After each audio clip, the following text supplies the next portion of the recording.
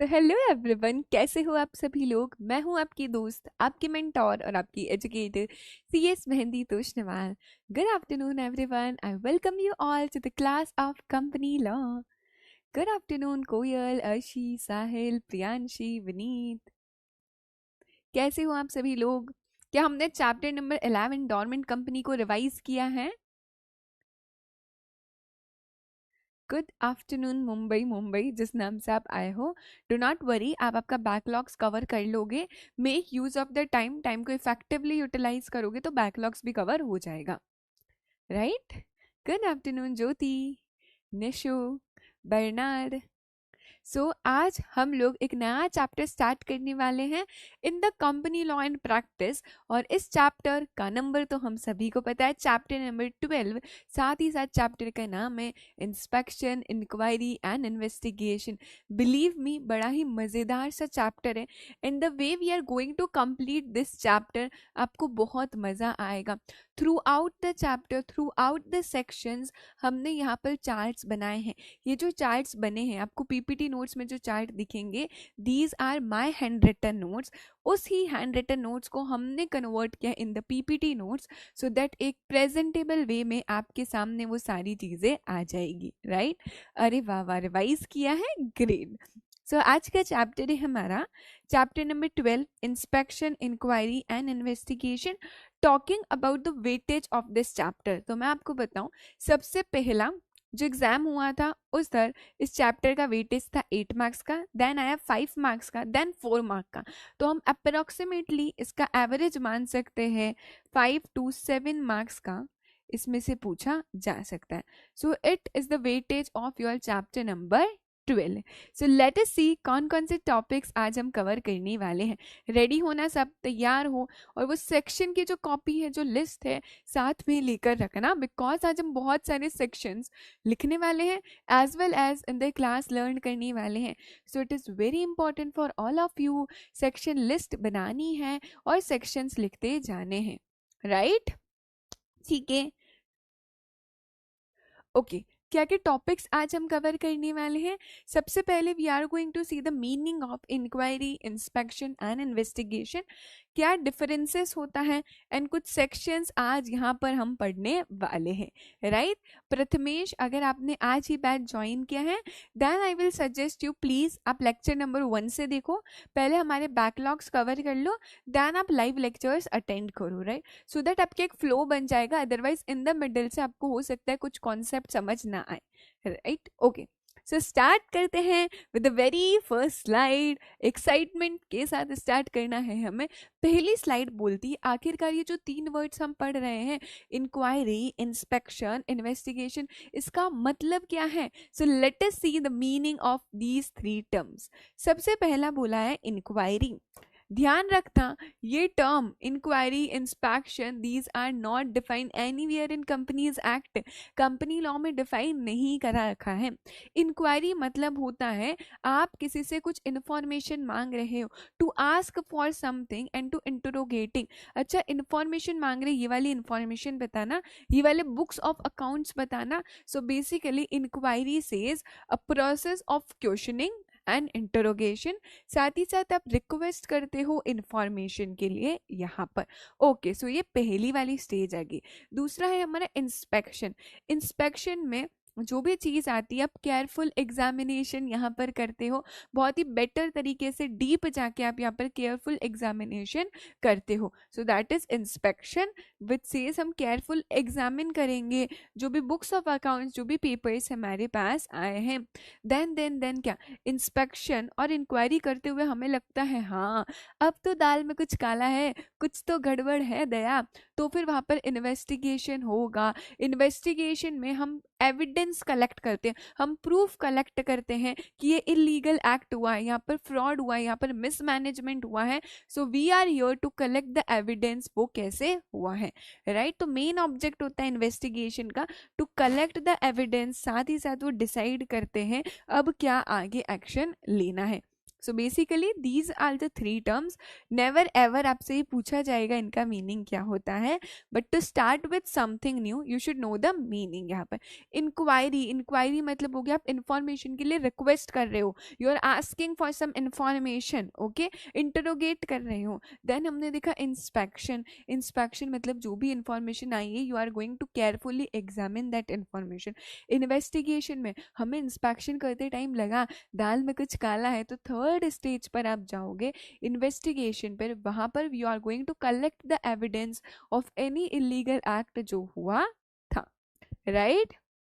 नहीं गौरव, इंस्पेक्शन मतलब होता है चेक करना, केयरफुली एग्जामिन करना. It is done by the proper authority. Inspection does not mean checking authority. Okay, ठीक है.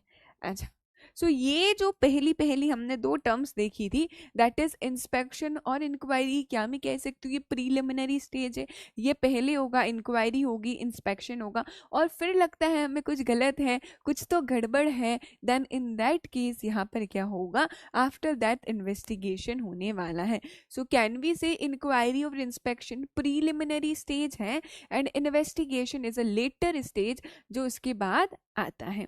अच्छा, इंस्पेक्शन करने का ऑर्डर कौन देता है? यहाँ पर इंस्पेक्शन करने का ऑर्डर आपका रजिस्ट्रार देता है कि हमें आपकी कंपनी की बुक्स एंड अकाउंट्स को इंस्पेक्ट करना है, कंपनी के रिकॉर्ड्स को, हमें स्टैट्यूटरी रिकॉर्ड्स को इंस्पेक्ट करना है.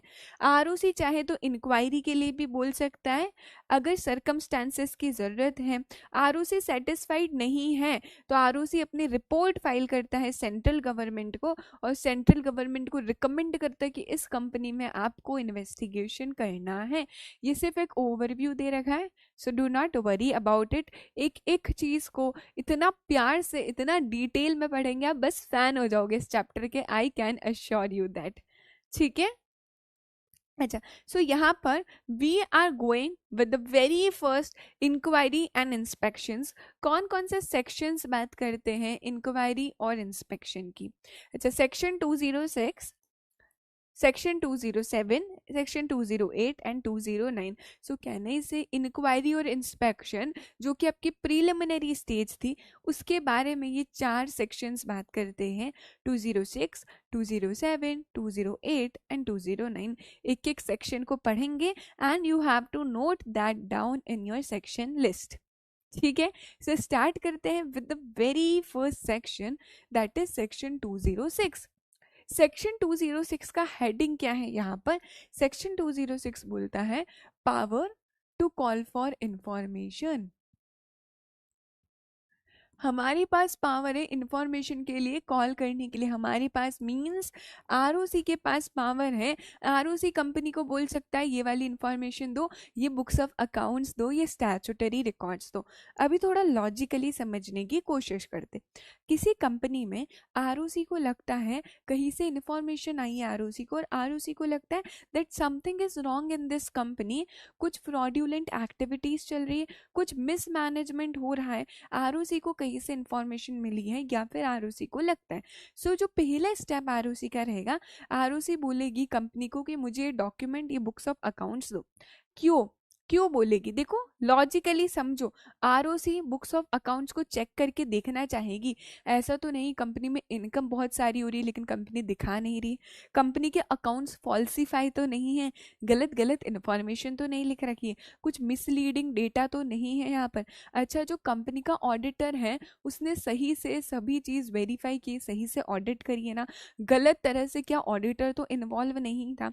इन सभी को देखने के लिए आरओसी कंपनी से डिमांड करती है कि आप मुझे डॉक्यूमेंट्स, ये स्टैट्यूटरी रिकॉर्ड्स यहाँ पर दो. सो ये हमें समझ आ गया सेक्शन 206 का मोटिव ये है, आरओसी के पास इंफॉर्मेशन है, आरओसी के पास पावर है to call for information here. So if the ROC is of opinion, यहाँ पर इस पूरे चैप्टर में आपको मेरे साथ बार बार बार बार रिपीट करना रहेगा. बिलीव मी, रिपीट करो, पूरा चैप्टर आपके दिलो दिमाग में बैठ जाएगा एंड तक. ठीक. आरओसी को ऐसा लगता है आरओसी इस ओपिनियन का है. ठीक है. कंपनी डॉक्यूमेंट्स कहाँ फाइल करती है? We all know company documents को आरओसी के पास फाइल करती. जो डॉक्यूमेंट्स आरओसी को मिले हैं, ठीक है, या कहीं से आरओसी को इंफॉर्मेशन मिली है, उसके बेसिस पे आरओसी को लगता है that further information is necessary, और इंफॉर्मेशन नेसेसरी है, और डॉक्यूमेंट्स नेसेसरी है, तो आरओसी एक रिटर्न नोटिस भेजेगा कंपनी को, और कंपनी को जैसे ही नोटिस मिलता है, it is the duty of company, जैसे ही कंपनी को नोटिस मिला देन कंपनी की ड्यूटी है, उसके ऑफिसर्स की ड्यूटी है आरओसी को इंफॉर्मेशन दे दे, आरओसी को एक्सप्लेनेशन दे दे, जो भी एक्सप्लेनेशन रिक्वायर्ड है, साथ ही साथ और डॉक्यूमेंट्स आरओसी को चाहिए तो वो डॉक्यूमेंट्स को प्रोड्यूस करेगा। हो सकता है कोई इंफॉर्मेशन किससे रिलेटेड हो, किसी एम्प्लॉय के पास्ट पीरियड से रिलेटेड हो। मान लो पीयूष अब पहले हमारी कंपनी में एम्प्लॉय था लेकिन अभी एम्प्लॉय नहीं है, पीयूष जिस टाइम एम्प्लॉयमेंट में था कंपनी में उस टाइम से रिलेटेड इंफॉर्मेशन चाहिए, तो आरओसी उस पर्सन को भी एक नोटिस भेजेगी और बोलेगी कि इंफॉर्मेशन दो। सो इफ एट ऑल अगर इंफॉर्मेशन रिलेट करती है पास्ट पीरियड से रिलेटेड किसी ऑफिसर के जो पहले हमारी कंपनी में के एम्प्लॉयमेंट में था, उसे एक नोटिस भेजा जाएगा और उन्हें वो इंफॉर्मेशन ऑब्जर्वेशन फर्निश करनी पड़ेगी। हम क्या देख रहे हैं, कौन सा सेक्शन पढ़ रहे हैं, सेक्शन 206। अच्छा सेक्शन 206 क्या बोलता है, power to call for information, आप इंफॉर्मेशन बुला सकते हो। So if the ROC is of opinion, मेरे साथ बोलो कौन ओपिनियन का है, if the ROC is of opinion, ROC को ऐसा लगता है based upon the scrutiny of documents जो आरओसी के पास आए हैं that further information is necessary, तो वो एक नोटिस भेजेगी कंपनी को। ऑन रिसिप्ट ऑफ नोटिस, जैसे ही कंपनी को नोटिस मिलता है, it is the duty of company and officers कि अभी नोटिस दिया है आरओसी ने, हमारी क्या ड्यूटी है, आरओसी को इन्फॉर्मेशन और एक्सप्लेनेशन दो, आरओसी को डॉक्यूमेंट्स यहाँ पर प्रोड्यूस करोगे। अगर इन्फॉर्मेशन रिलेटेड है to the past period of any employ तो उसे भी नोटिस जाएगा। ठीक है यहाँ तक, ओके मैम, हम उन्हें इन्फॉर्मेशन देनी चाहिए, ये कंपनी की ड्यूटी कि आपको इन्फॉर्मेशन देनी ही चाहिए।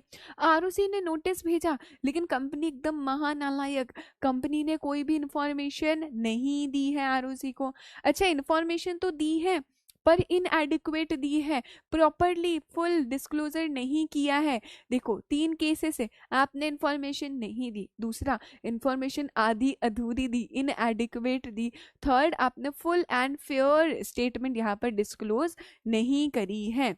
अगर ऐसा कुछ है तो आरओसी बोलेगा बस एक बार हमने मौका दे दिया, एक बार आपको बोला था कि आपको बुक्स ऑफ अकाउंट्स देने हैं, इंफॉर्मेशन देनी है, अगर आप ऐसा नहीं कर रहे हो तो आरओसी एक और रिटर्न नोटिस भेजेगा और कंपनी को बोलेगा अभी हम इंस्पेक्ट करने वाले आपके सारे के सारे बुक्स एंड पेपर्स को, सारे एक्सप्लेनेशन को। यहाँ पर एक और नोटिस आरओसी भेजेगा। सबसे पहले आरओसी इंक्वायर कर रहा था, इंक्वायरी ले रहा था, बेस्ड अपॉन द डॉक्यूमेंट्स जो आपने फाइल किए आपको इन्फॉर्मेशन फर्निश करनी है, एक्सप्लेनेशन देना है। अगर आपने इन्फॉर्मेशन नहीं दी पर इनएडिक्वेट दी या फिर फुल एंड प्योर डिस्क्लोजर नहीं दिया तो आरओसी एक और रिटर्न नोटिस भेज के बोलेगा अब हम आपके बुक्स एंड पेपर्स को इंस्पेक्ट यहाँ पर करने वाले हैं।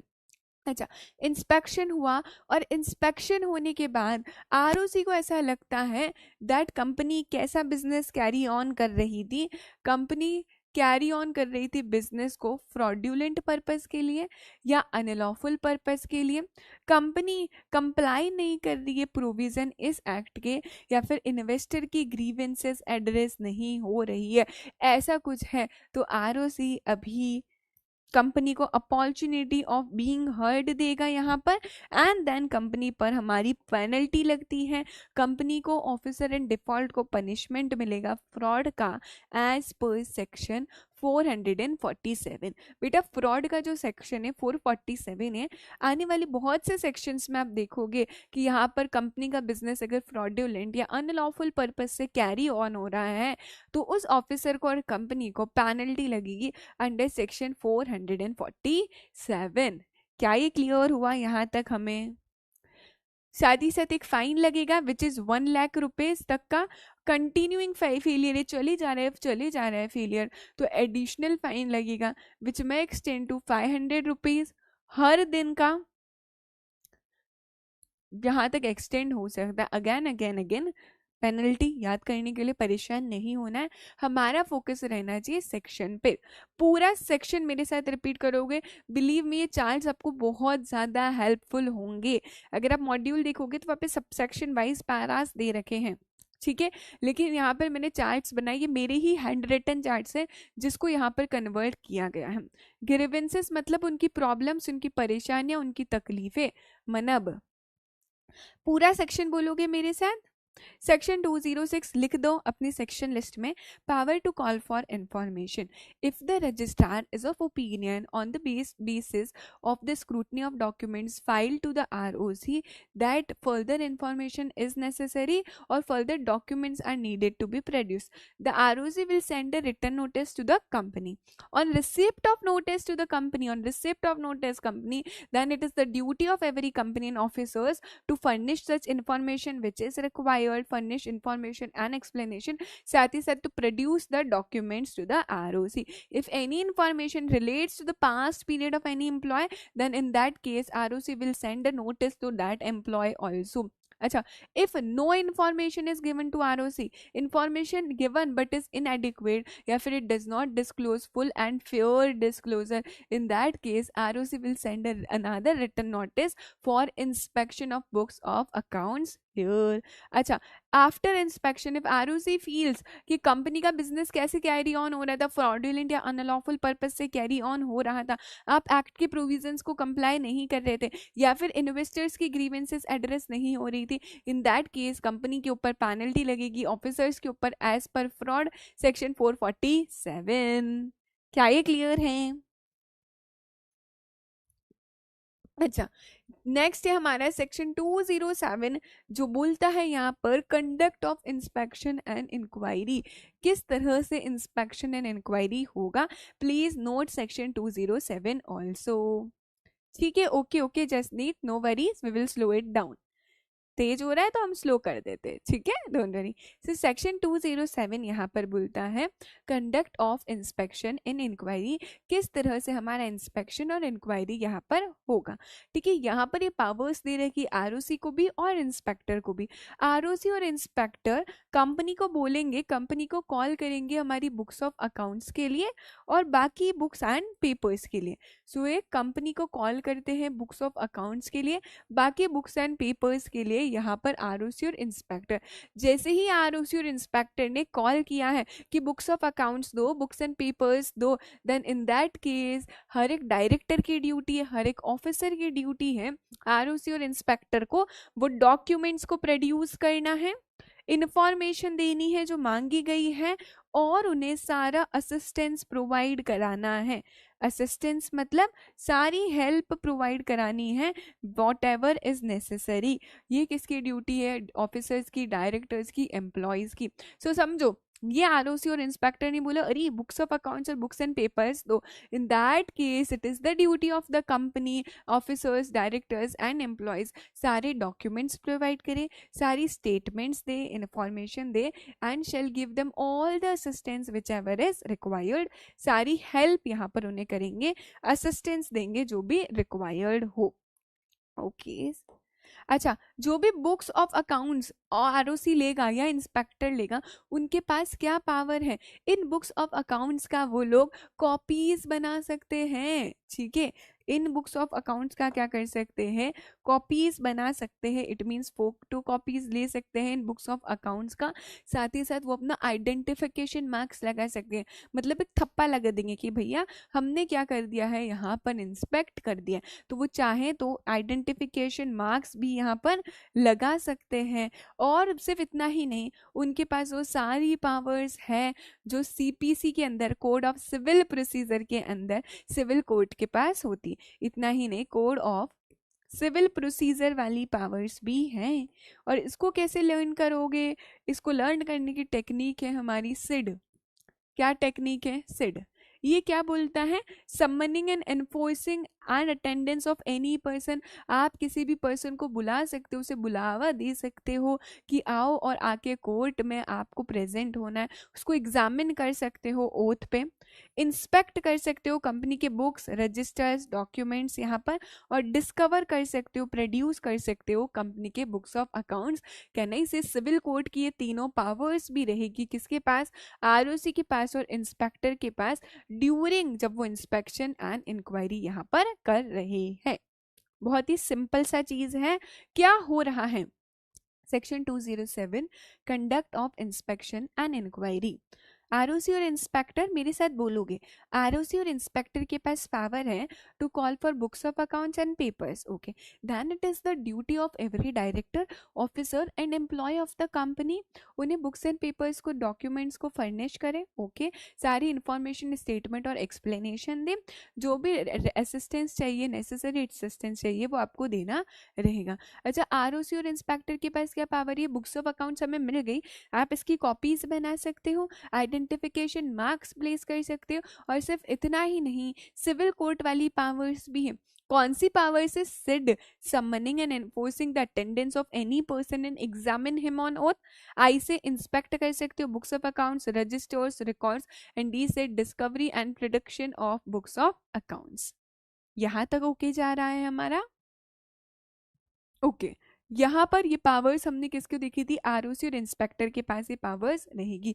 पेनल्टी लग सकती है अगर कोई भी डायरेक्टर या ऑफिसर यहाँ पर कॉन्ट्राडिक्ट कर रहा है, किसकी बात नहीं मान रहा है? आरओसी और इंस्पेक्टर की बात नहीं मान रहा है, उनकी डायरेक्शंस नहीं मान रहा है, तो पेनल्टी लग सकती है, इम्प्रिजनमेंट 1 साल तक का, और फाइन मिनिमम 25,000, मैक्सिमम 1 लाख जा सकते।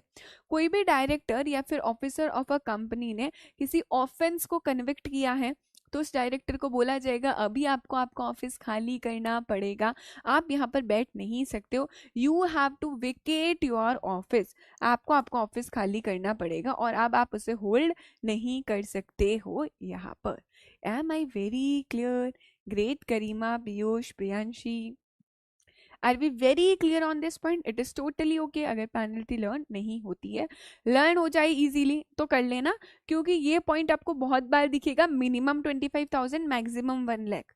ठीक है, सो ये आपको कई बार देखने को मिलने वाला है।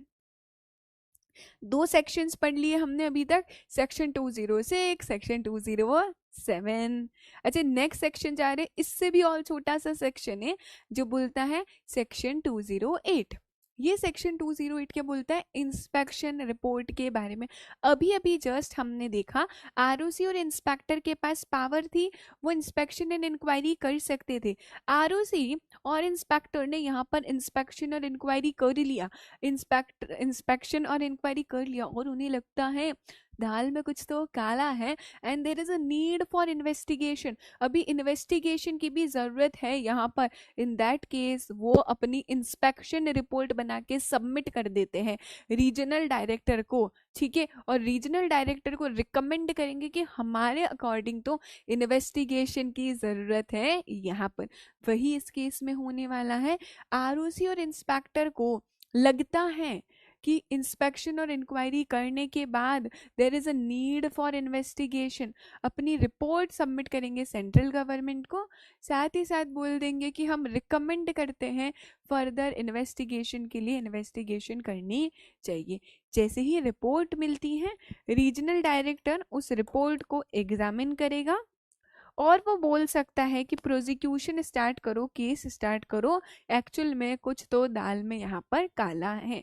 ध्यान रखना, सेंट्रल गवर्नमेंट की जो पावर्स है वो किसको डेलीगेट कर दी गई है? हमारे रीजनल डायरेक्टर को डेलीगेट कर दी गई है। Are we very clear on this? ROC और इंस्पेक्टर ने इंस्पेक्शन इंक्वायरी करने के बाद एक रिपोर्ट बनाई, वो रिपोर्ट सबमिट करेंगे सेंट्रल गवर्नमेंट को, साथ ही साथ रिकमेंड करेंगे कि फर्दर इन्वेस्टिगेशन की जरूरत है, यहाँ पर अभी इन्वेस्टिगेशन कराओ। क्लियर है ये चीज? ओके, सो 3 सेक्शन पढ़ लिए, 206, 207, 208। 206 क्या था? Power to call for information. 207 क्या था? Conduct for inspection and inquiry, inspection inquiry करने के बाद एक रिपोर्ट सबमिट करनी है रे बाबा। सेक्शन 208 बोलता है inspection report. Are we very clear? Yes Garima, it's काफी interesting. Thank you so much Dharmendra. चल, अभी नेक्स्ट सेक्शन पे जा रहे हैं, सेक्शन 209। सेक्शन 209 क्या बोलता है? सर्च। ठीक है, देखो और फिर सीज कर दो। पहले तो सर्च करो, जगह जगह जाके सर्च करोगे, और फिर सीज कर लोगे। सीज कर लोगे मतलब जब्त कर लेंगे हम लोग, ऐसा। तो अभी सुनना, स्पेशल कोर्ट ऑर्डर करता है तभी ऐसा होगा। अगर स्पेशल कोर्ट ने ऑर्डर किया है, स्पेशल कोर्ट ऑर्डर करता है सीजर के लिए, तभी आरओसी और इंस्पेक्टर के पास पावर है वो बुक्स ऑफ अकाउंट्स को, बुक्स एंड पेपर्स को सीज कर सकते। बिना स्पेशल कोर्ट के ऑर्डर के वो सीज नहीं कर सकते। सो it is very very very important. Section 209 search and scissor बोलता है अगर स्पेशल कोर्ट ने ऑर्डर किया है scissor of books and papers का, देन ओनली आरओसी के पास और इंस्पेक्टर के पास पावर है। तो सबसे पहले आरओसी और इंस्पेक्टर क्या करते हैं, वो एंटर करेंगे विथ सच असिस्टेंस एज में बी रिक्वायर्ड, और सर्च करेंगे प्लेसेस जहाँ पे बुक्स एंड पेपर्स है, राइट। और फिर बुक्स एंड पेपर्स को सीज कर लेंगे। बट वाई हम क्यों सीज कर रहे हैं, लॉजिकली इस चीज को समझना। अगर आरओसी और इंस्पेक्टर को लगता है, उन्हें लगता है कंपनी के बुक्स एंड पेपर्स जो related to KMP, director, auditor या सीएस है, क्या बोला, कंपनी के बुक्स एंड पेपर्स, ठीक है, कंपनी के books and papers which are related to the company, directors, KMP या सीएस से रिलेटेड है, और वो books and papers are likely to be, books and papers के साथ क्या हो सकता है, बुक्स एंड पेपर्स के साथ हो सकता है यहाँ पर डैम एफएस, ठीक है, यानी कि बुक्स एंड पेपर्स को डिस्ट्रॉय कर सकते हैं ये लोग, ठीक है, म्यूटिलिएटेड कर सकते हैं, फॉल्सिफाइड उसमें कुछ चेंजेस कर सकते हैं, फॉल्स इंफॉर्मेशन रख सकते हैं, सीक्रेटेड छुपा सकते हैं, या फिर ऑल्टर कर सकते हैं, ऑल्टर कर सकते हैं। कैसे लर्न करेंगे, इसको लर्न करने की निंजा टेक्निक क्या है यहाँ पर, डैम एफ एस, destroyed, altered, mutilated, falsified, secreted, ये 5 वर्ड्स आपको आने चाहिए। डिस्ट्रॉय कर सकते हैं मतलब पूरा खत्म कर सकते हैं, म्यूटिलिएटेड उसे इस कंडीशन में कर दो कि आप पढ़ ही नहीं पाए, सामने वाला उसे ढंग से पढ़ नहीं पाए, फॉल्सिफाइड आपकी इन्फॉर्मेशन को चेंज कर देना, कुछ फॉल्स इन्फॉर्मेशन कर देना यहाँ पर, ऑल्टर्ड चेंजेस ले आना, सीक्रेटेड छुपा देना। तो जब आरओसी को लगता है, इंस्पेक्टर को लगता है ये कंपनी के books and papers are likely to be, ऐसा हो सकता है, डिस्ट्रॉयड, ऑल्टर्ड, म्यूटिलेटेड, फॉल्सिफाइड या सिक्रेटेड, ऐसा हो सकता है, तो वो स्पेशल कोर्ट को बताएंगे। देन स्पेशल कोर्ट ऑर्डर करेगा कि आप क्या करो, सर्च करो, पहले एंटर करो, ऐसे हम एंटर करे हैं, देन हम सर्च करेंगे जहाँ बुक्स एंड पेपर्स पढ़े हैं, और उस बुक्स एंड पेपर्स को सीज कर लेंगे। वैन इसे सीज कर लेंगे मतलब जब्त कर लेंगे, there is a difference, seize करना मतलब जब्त करना, साथ ही साथ समझो उसकी कस्टडी ले लेना। ओनरशिप अभी भी आपके पास है, पर वो सिर्फ और सिर्फ कस्टडी ले लेंगे, कहने से उसका पोजीशन ले लेंगे, ये होता है सीज का मतलब, position, they will took position here, समझा। अच्छा, अभी आरओसी और इंस्पेक्टर ने क्या किया है, बुक्स एंड पेपर्स ले तो लिया, सीज तो कर लिया है, क्या वो अपने पास ही रखेंगे, सालों साल तक रखेंगे, नहीं, आरओसी और इंस्पेक्टर को बुक्स एंड पेपर्स को रिटर्न करना पड़ेगा। 180 डेज के अंदर अंदर आपको क्या करना है, उसे रिटर्न करना रहेगा। दीदी 180 डेज हुए और हमने रिटर्न कर दिया, फिर इससे चाहिए यार, हमारी आदत है हम कुछ और इन्फॉर्मेशन देखनी, इन दैट केस आप बुक्स एंड पेपर्स को फिर से कॉल कर सकते हो, फॉर अगैन 180 डेज आप कॉल कर सकते हो। तो ये बुक्स एंड पेपर्स को आप फिर से कॉल कर सकते हो फर्दर 180 डेज के लिए, राइटिंग में ऑर्डर देना है आपको, और फिर से ये बुक्स एंड पेपर्स मिल जाएंगे। अच्छा, बुक्स एंड पेपर्स को रिटर्न करने से पहले क्या पावर्स थी, हम क्या कर सकते हैं, हम उसकी कॉपीज ले सकते हैं, we can take copies of the books of accounts and papers, okay, हम आइडेंटिफिकेशन मार्क्स भी प्लेस कर सकते हैं, थप्पा भी लगा सकते हैं, एंड थर्ड बोलता आप एक्सट्रैक्ट भी ले सकते हो, take copies of books and papers, आप एक्सट्रैक्ट ले सकते हो फ्रॉम देम, एक्सट्रैक्ट मतलब होता है उनमें से कुछ पेजेस निकालना, आपको कुछ चाहिए तो आप उनसे एक्सट्रैक्ट ले सकते हो, और आइडेंटिफिकेशन मार्क्स भी यहाँ पर प्लेस कर सकते हो। देन बोला गया है जो भी प्रोविजन है सर्च और सीजर से रिलेटेड सीआरपीसी में वही सेम एप्लीकेबल होंगे। सीआरपीसी क्या, क्रिमिनल प्रोसीजर कोड 1973 में जो प्रोविजन है सर्च एंड सीजर के लिए, दे विल म्यूटेटिस म्यूटेंडिस अप्लाई, यानी कि इन द सेम वे यहाँ पर भी अप्लाई होंगे। ग्रेट ग्रेट बर्नार्ड ऑर्नल्ड, बहुत अच्छी बात है अगर पढ़ा हुआ है तो। क्या ये क्लियर हुआ? 209 क्लियर हुआ। कैन आई से हमने 4 सेक्शंस पढ़ लिए हैं, 206, 207, 208 एंड 209। इजी पीजीली हो गया है। चारों सेक्शंस की हेडिंग बोलोगे मेरे साथ अभी के अभी, इतना बोलो जोर से कि बस सबको पता चल जाना चाहिए। Section 206 power to call for information, section 207 बोलता है conduct for inspection and inquiry, section 208 बोलता है इंस्पेक्शन रिपोर्ट, सेक्शन 209 बोलता है search and scissor.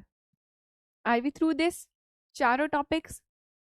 Okay, easy peasy एकदम। सो क्या हम नेक्स्ट सेक्शन स्टार्ट करें? Nishu Dagar please refer the planner. बेटा सिलेबस कब कंप्लीट होगा प्लानर में सब लिखा हुआ है ना, so don't worry about that. ROC RD को फर्दर इंस्पेक्शन करने बोल रहा है, okay. Yes Neha, there are 2 ways, वो इंस्पेक्शन केस के थ्रू भी कर सकते हैं और वो इन्वेस्टिगेशन भी कर सकते हैं, जो अभी हम आगे इन्वेस्टिगेशन पढ़ने वाले हैं, right? Okay, so let us start with section 2110। ये चारों सेक्शन हमने पढ़ लिए, 206, 207, 208 एंड 209। ये बात करते थे इंस्पेक्शन और इंक्वायरी की।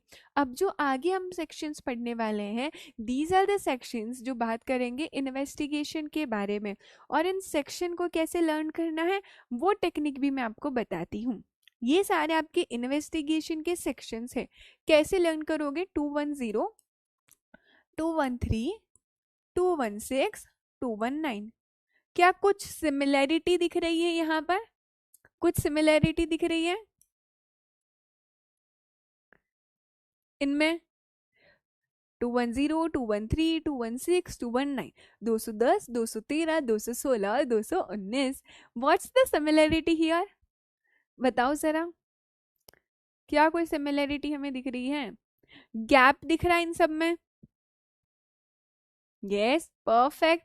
ये गैप है यहाँ पर, 3-3 का गैप है, बिल्कुल परफेक्ट मैम, 3-3 का गैप है वही, और इसी वे में आप लर्न करने वाले हो। प्लस प्लस 3 है तो 210, फिर 3 का गैप है 213, 216, 219।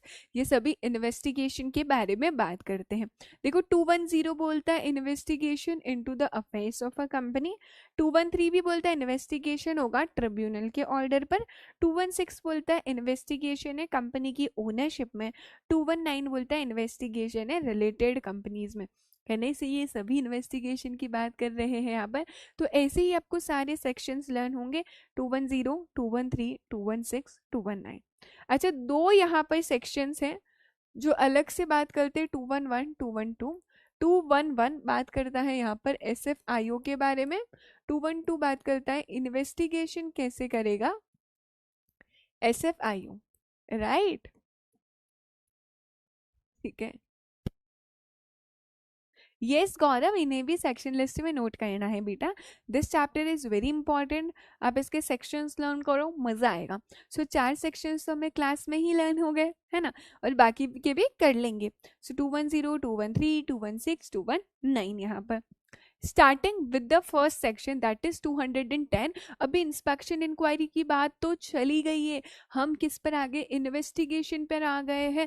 अभी हर एक चीज को ध्यान से देखना है, एविडेंस कलेक्ट करना है हमें यहाँ पर। सो अभी हम किस पे आ गए? इन्वेस्टिगेशन करने वाले हैं। Starting with the very first section जो बोलता है section 210 that is investigation into the affairs of the company. यहाँ पर इन्वेस्टिगेशन क्या हो रहा है? कंपनी के अफेयर्स में हो रहा है। गाइस डोंट वरी, जो जो सेक्शन में पढ़ाती जा रही हूँ वैसे वैसे सेक्शन लिस्ट में नोट करते जाओ। वो जो मैंने आगे चार्ट दे रखा था, it is for your convenience. Sections जैसे जैसे आपको पढ़ाते जा रहे हैं वैसे वैसे सेक्शन लिस्ट में नोट करते जाओ, तो परेशान मत हो, ठीक है, ठीक है। जसनीत कौर, बेटा ऐसे साइड में अगर मैं हो गई एक एक टॉपिक में और आप लोग लिखोगे ना तो बहुत ज़्यादा टाइम जाएगा, right. You have this lectures, आपके पास है, आपके पास सारे नोट्स मिल जाते हैं after the class ends. Make use of it ना, क्लास के बाद लिख दो ना, अब एक एक स्लाइड के बाद तो मैं हट नहीं सकती ना। सो प्लीज़ उस चीज़ का ध्यान रखो। अभी हम यहाँ पर, हमारा मेन फोकस ये देख के लिखने में नहीं है, हम छोटे बच्चे नहीं हैं, we are not in school obviously, तो अब देख के लिखना नहीं है, हमारा मेन फोकस होना चाहिए कॉन्सेप्ट अंडरस्टैंडिंग में। क्लास में आप लोगों को कॉन्सेप्ट समझ आ गया, आपने रिकॉल कर लिया, तो ये देख के आप क्लास के बाद भी लिख सकते हो, आपके पास रिकॉर्डिंग्स और नोट्स मिल जाते हैं, ठीक है, तो वो बाद में लिख देना। Moreover if you want to write the sections, यहाँ पर मैं सेक्शंस पढ़ाती जाऊंगी, जैसे जैसे I am going to explain each and every section, उसके बाद वो नोट करते जाओ, ठीक है। मैं अभी सेक्शन 210 पढ़ा रही हूँ, तो अभी आपके सेक्शन लिस्ट में नोट कर दो, ठीक है। सेक्शन 210 बोलता है investigation into the affairs of a company. Company में हम क्या कर रहे हैं, यहाँ पे इन्वेस्टिगेशन कर रहे हैं। अभी इन्वेस्टिगेशन कब होगा, इन्वेस्टिगेशन यहाँ पर कब होगा, जब भी सेंट्रल गवर्नमेंट को ऐसा लगता है, सेंट्रल गवर्नमेंट को ऐसा लगता है कि कंपनी में इन्वेस्टिगेट करना बड़ा ज़रूरी हो गया है, कंपनी में दाल में कुछ काला नहीं, पूरी की पूरी दाल काली है, सो बहुत ज़्यादा ज़रूरी हो गया है कंपनी में इन्वेस्टिगेशन लगना। जब सेंट्रल गवर्नमेंट को ऐसा लगता है तो सेंट्रल गवर्नमेंट ऑर्डर देती है इन्वेस्टिगेशन का, लेकिन ऐसे ही ऑर्डर देगी क्या, नहीं। याद है अभी अभी हमने एक रिपोर्ट पढ़ी थी, इंस्पेक्टर की रिपोर्ट होती है, सेक्शन 208 में आप सबमिट करते हो विच सेज, जिसमें रिकमेंड करोगे आप for further investigation. So based upon that inspector report भी सेंट्रल गवर्नमेंट ऑर्डर दे सकता है कि इन्वेस्टिगेशन करो यहाँ पर, ओके। या फिर स्पेशल रिजोल्यूशन पास किया है कंपनी में, जो कंपनी के शेयर होल्डर्स है उन्होंने क्या किया है, स्पेशल रिजोल्यूशन पास किया है कि इन्वेस्टिगेशन होना चाहिए, या फिर it is in the public interest, अगर ऐसा कुछ है तो सेंट्रल गवर्नमेंट ऑर्डर कर सकता है फॉर इन्वेस्टिगेशन। यहाँ पर क्या, कब कब, कौन कौन से केसेस हैं, on the receipt of inspector report section 208 में स्पेशल रिजोल्यूशन पास हुआ है, एंड थर्ड ये पब्लिक इंटरेस्ट में है।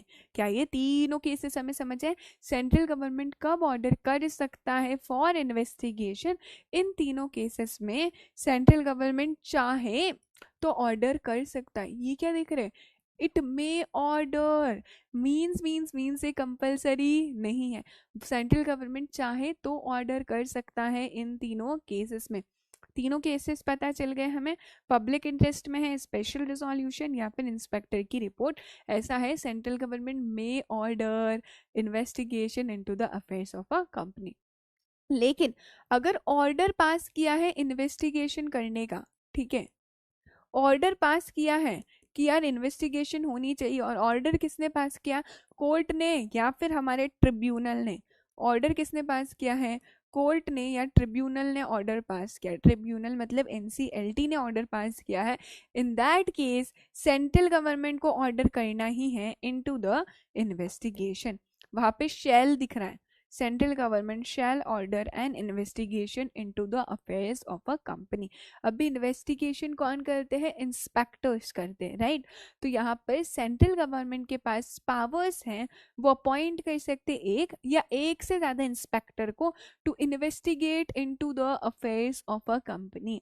किसके पास पावर से, सेंट्रल गवर्नमेंट के पास पावर है, वो इंस्पेक्टर को अपॉइंट करेंगे। ये पॉइंट्स आपको आगे बहुत बार मिलने वाले हैं इन सेक्शंस की। पता है सबसे प्यारी बात है, बहुत बार रिपीटेशन मिलेगा, एक बार अच्छे से समझ लिया, लर्न कर लिया तो बाद में परेशान नहीं होंगे।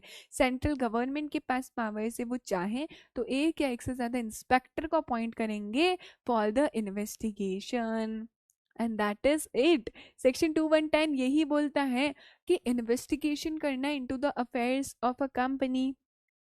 तीन केसेस है जहां पर सेंट्रल गवर्नमेंट में ऑर्डर, कौन से तीन केसेस है, मुझसे पहले बोलो, इंस्पेक्टर की रिपोर्ट आई है, पब्लिक इंटरेस्ट में है, या स्पेशल रिजोल्यूशन पास हुआ है कंपनी में, in that case central government may order for investigation, okay. Secondly यहाँ पर कोर्ट ने या ट्रिब्यूनल ने ऑर्डर पास किया है तो central government shall order, central government order करेगा ही करेगा फॉर द इन्वेस्टिगेशन। अच्छा, सेंट्रल गवर्नमेंट ने ऑर्डर किया है, साथ ही साथ सेंट्रल गवर्नमेंट चाहे तो मे appoint one or more inspector को फॉर द इन्वेस्टिगेशन। ठीक है, मस्त हो गया है। इंस्पेक्टर कैसे होते हैं? इंस्पेक्टर कोई अलग से पर्सन नहीं होते दीपशिका, जनरली जो पुलिस इंस्पेक्टर होते हैं वैसे इंस्पेक्टर होते हैं ना बेटा। चलो नेक्स्ट, क्योंकि क्योंकि क्योंकि हमने 210 पढ़ लिया, हम सेक्शंस को भी कैसे सीक्वेंस में पढ़ने वाले हैं, 210, 213, 216 एंड 219। ठीक है, तो 210 हमारा कंप्लीट हो गया। क्या था, लिख देना अपने सेक्शन लिस्ट में, investigation into the affairs of a company. अब सेक्शन लिस्ट में नोट करो यहाँ पर section 213, investigation into companies affairs on an application made by members और अदर पर्सन। यहाँ पर भी कंपनी में इन्वेस्टिगेशन हो तो रही है, लेकिन कंपनी को यहाँ पर किसने अप्लाई किया है इन्वेस्टिगेशन कराने के लिए? मेंबर्स ने या किसी और पर्सन ने बोला है इन्वेस्टिगेशन कर लो। ठीक है, क्या है, कंपनी में इन्वेस्टिगेशन हो रही है, कंपनी में इन्वेस्टिगेशन हो रही है, बट एप्लीकेशन करी है, और एप्लीकेशन किसने भेजी है? या तो कंपनी के मेंबर ने एप्लीकेशन भेजी है या किसी और पर्सन ने एप्लीकेशन भेजी है, and based upon that application यहाँ पर इन्वेस्टिगेशन हो सकता है। राइट, सो यहाँ पर हमारा ट्रिब्यूनल यानी कि एनसीएलटी ऑर्डर कर सकता है इन्वेस्टिगेशन के लिए on the affairs of a company. कब ऑर्डर कर सकता है? मे है, ठीक है, may order. Okay, as I said कि यहाँ पर मेंबर्स और अदर पर्सन में से किसी ने एप्लीकेशन भेजी है, so there are two criterias. अगर आपकी कंपनी ऐसी है which is not having share capital, जहाँ पर शेयर कैपिटल नहीं है, तो कितने लोगों को एप्लीकेशन भेजना है? At least 1/5 of total number of members. So 1/5 of total number of members जो कि रजिस्टर ऑफ मेंबर्स में जिनका नाम है।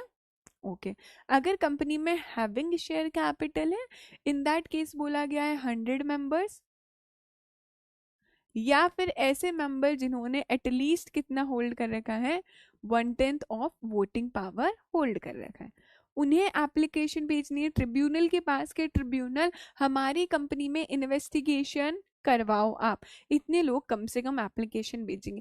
मेंबर्स के अलावा any other person can also make an application. It is not necessary कि सिर्फ मेंबर्स एप्लीकेशन भेजे, कोई और पर्सन भी एप्लीकेशन भेज सकता है।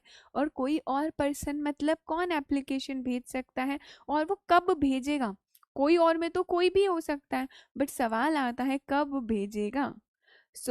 अगर ऐसा लगता है कि कंपनी का बिजनेस कंडक्ट हो रहा है with an intention to defraud the creditors, creditor के साथ डिफ्रॉड करने का, क्रेडिटर से हमने पैसा ले लिया बट हमारा इंटेंशन नहीं है उन्हें फिर से रीपे करने का, हम डिफ्रॉड करना चाहते हैं, इन दैट केस आप एप्लीकेशन भेज सकते हो। या कोई भी फ्रॉड्यूलेंट और अनलॉफुल पर्पस है, कोई भी पर्सन यहाँ पर एप्लीकेशन भेज सकते हैं। कब? डिफ्रॉड करना चाहते हो क्रेडिटर को, फ्रॉड्यूलेंट पर्पस है या फिर अनलॉफुल पर्पस है यहाँ पर।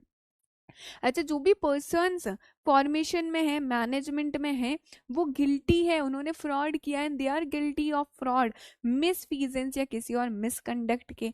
पर्सन कंसर्न्ड इन फॉर्मेशन मतलब क्या? प्रमोटर्स हो सकते हैं, मैनेजमेंट मतलब डायरेक्टर्स हो सकते हैं। नेक्स्ट, कंपनी के जो मेंबर्स हैं उन्हें सभी की सभी इंफॉर्मेशन आप नहीं दे रहे हो with respect to its affairs. इन सारे केसेस में ये पर्सन्स भी एप्लीकेशन भेजेंगे एनसीएलटी को, ट्रिब्यूनल को एप्लीकेशन भेजेंगे, एंड ट्रिब्यूनल अगर सेटिस्फाइड है तो वो इन्वेस्टिगेशन के लिए ऑर्डर कर सकते हैं। It may order again, it means it is not compulsory. अच्छा, डू नॉट गेट कंफ्यूज बेटा, नॉट एल टी मतलब नॉट लेस देन, ठीक है, और यहाँ पर भी not less then. This is my way of writing not less then या नॉट मोर देन। सो जब मैं अपने हैंड रिटन नोट्स भी बनाती थी चार्ट फॉर्मेट में, मैं शॉर्ट में लिख दिया करती थी, ठीक है। So it is not less than and that is not less than, again L T मतलब just give it a read, एक बार रीड करो अच्छे से।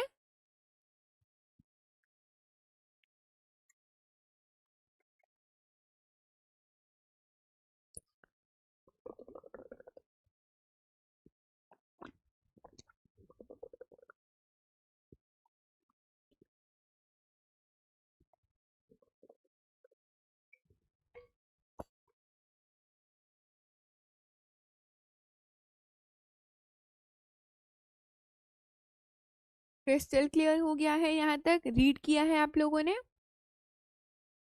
अच्छे से पढ़ लो।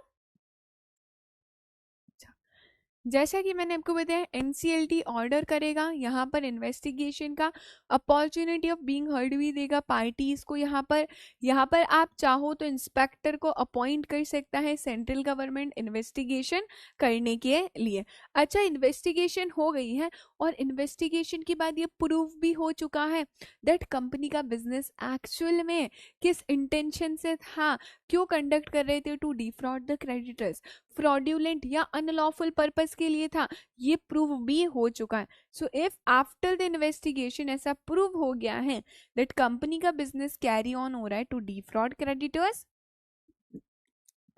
अनलॉफुल पर्पस के लिए या फ्रॉड्यूलेंट पर्पस के लिए, एंड जो भी पर्सन कंपनी के फॉर्मेशन में मैनेजमेंट में कंसर्न्ड है वो भी गिल्टी है फ्रॉड का, any person who is concerned in the formation और मैनेजमेंट ऑफ अ कंपनी वो भी गिल्टी है, तो उस केस में उस पर्सन को सबसे पहले लाइबल माना जाएगा, पनिशमेंट मिलेगी under section 447। Just perfect Priyanshi, एकदम परफेक्ट है, इट्स इन सेक्शन 447। ठीक है, यस अर्शी, एकदम परफेक्ट। चलो जी,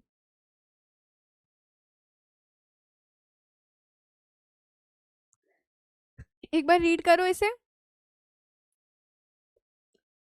रीड करो, समझ आएगा।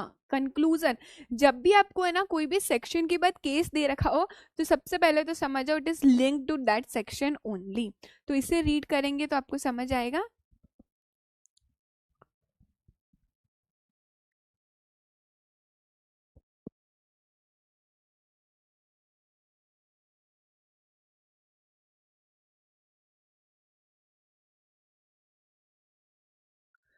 एक बार बता देना if it is done.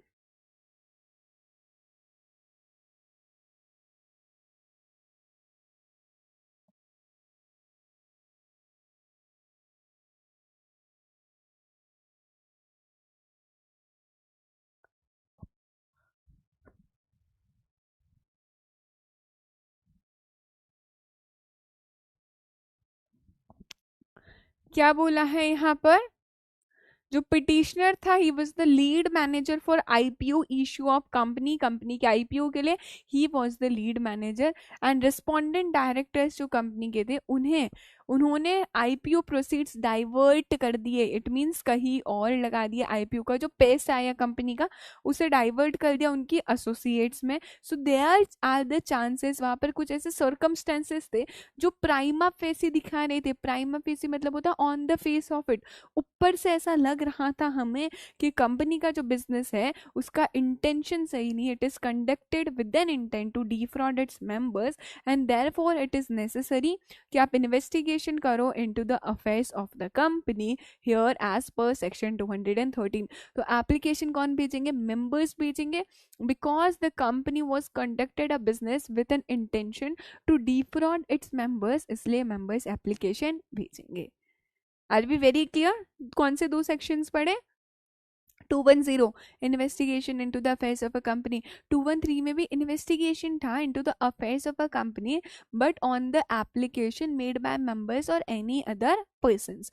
Members कब एप्लीकेशन भेजेंगे? Company having share capital, not having share capital. अगर हैविंग शेयर कैपिटल है तो 100 मेंबर्स और 1/10 ऑफ टोटल वोटिंग पावर होगा, नॉट हैविंग शेयर कैपिटल है तो at least 1/5 of total number of members होने चाहिए। कोई और पर्सन भी एप्लीकेशन भेज सकता है अगर उसे लगता है कंपनी का बिजनेस जो है सही से रन नहीं हो रहा with an intention to defraud the creditors है या फिर फ्रॉडुलेंट और अनलॉफुल पर्पस के लिए है, कंपनी में जो पर्सन कंसर्न इन्फॉर्मेशन मैनेजमेंट है वो ही गिल्टी है फ्रॉड के लिए, और इन्वेस्टर्स को आप सारी इन्फॉर्मेशन नहीं बता रहे हो, एनसीएलटी ऑर्डर कर सकता है फॉर इन्वेस्टिगेशन। जब जब इन्वेस्टिगेशन वाला प्रोविजन आएगा एक पॉइंट लिख कर आना that central government may appoint 1 or more inspector for investigation into the affairs of a company. If after investigation अगर ये प्रूव हो जाता है कंपनी का बिजनेस फ्रॉडुलेंट अनलॉफुल पर्पस के लिए था या फिर person concern in management formation वो ही गिल्टी ऑफ फ्रॉड है, तो उन लोगों को पनिशमेंट मिलेगी एज पर सेक्शन 447। मजा आ गया? दोनों सेक्शंस हमने देख लिए। नेक्स्ट है सेक्शन 216। अभी 216 क्या बात करता है, please write down in your section list. ठीक है, सेक्शन 216 बोलता है investigation of ownership of company. यहाँ पर भी आप इन्वेस्टिगेशन कर रहे हो, कंपनी में ही इन्वेस्टिगेशन कर रहे हो, बट आप इन्वेस्टिगेशन करना चाहते हो ये देखने के लिए कि ओनरशिप में कौन है। कंपनी अगर बहुत ज़्यादा सक्सीड कर रही है या कंपनी फेल हो रही है तो कौन सा ऐसा पर्सन है जिसको सबसे ज़्यादा इम्पैक्ट यहाँ पर पड़ेगा। सो बेसिकली यहाँ पर इन्वेस्टिगेशन हो रही है but into the ownership of the company यहाँ पर। ओके, सो इन्वेस्टिगेशन का ऑर्डर कौन देगा, हमारा सेंट्रल गवर्नमेंट ऑर्डर दे सकता है, may be given by CG. Central government कब ऑर्डर दे सकता है, इफ यू वांट टू सी कि कौन सा पर्सन फाइनेंशियली इंटरेस्टेड है कंपनी के सक्सेस या कंपनी के फेलियर में, कौन सा पर्सन है जो कंपनी की पॉलिसी को इन्फ्लुएंस करता है यहाँ पर या फिर कंट्रोल करता है कंपनी की पॉलिसी में, कंट्रोल या फिर आप इन्फ्लुएंस कर रहे हो। आप देखना चाहते हो सिग्निफिकेंट बेनिफिशियल ओनर कौन है, बेनिफिशियल इंटरेस्ट किसका है, इन सभी केसेस में आप अप्लाई करोगे। चाहे तो सेंट्रल गवर्नमेंट ऑर्डर दे सकता है इन्वेस्टिगेशन का, इट इज़ नॉट कंपलसरी।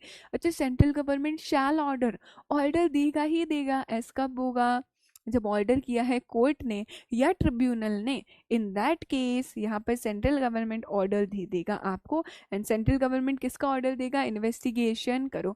अभी इन्वेस्टिगेशन का ऑर्डर आ रहा है तो एक पॉइंट फॉर श्योर आएगा that central government may appoint 1 or more inspector for the investigation of the company. साथ ही साथ वो स्कोप भी बता देगा कि कहाँ कहाँ पर कैसा इन्वेस्टिगेशन करना है। यहाँ तक क्लियर है, रीड इट आउट, आराम से रीड करो।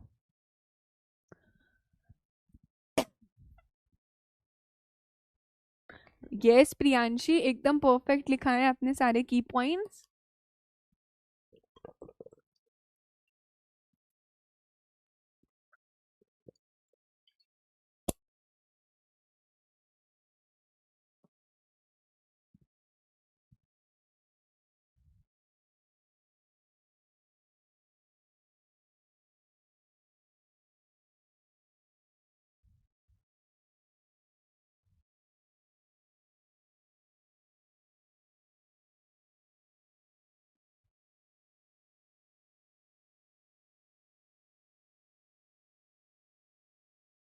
डन है क्या ये,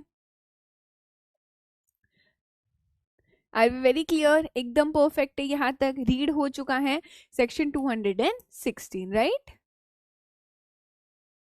कोई बात नहीं विनीत शाह, पता चल जाएगा। हम साथ ही साथ PYQs भी दिखाऊंगी आज के ही लेक्चर में। मैं पास्ट ईयर क्वेश्चन भी बताऊंगी अगर किसी बच्चे को पता नहीं चल रहा कैसे क्वेश्चन पूछे जाएंगे।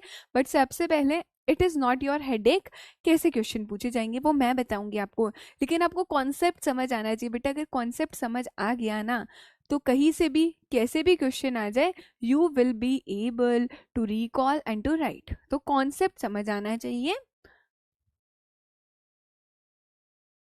सी नेहा जांगिट का क्वेश्चन बड़ा ही प्यारा लगा मुझे कि ma'am Y will a company pass special resolution.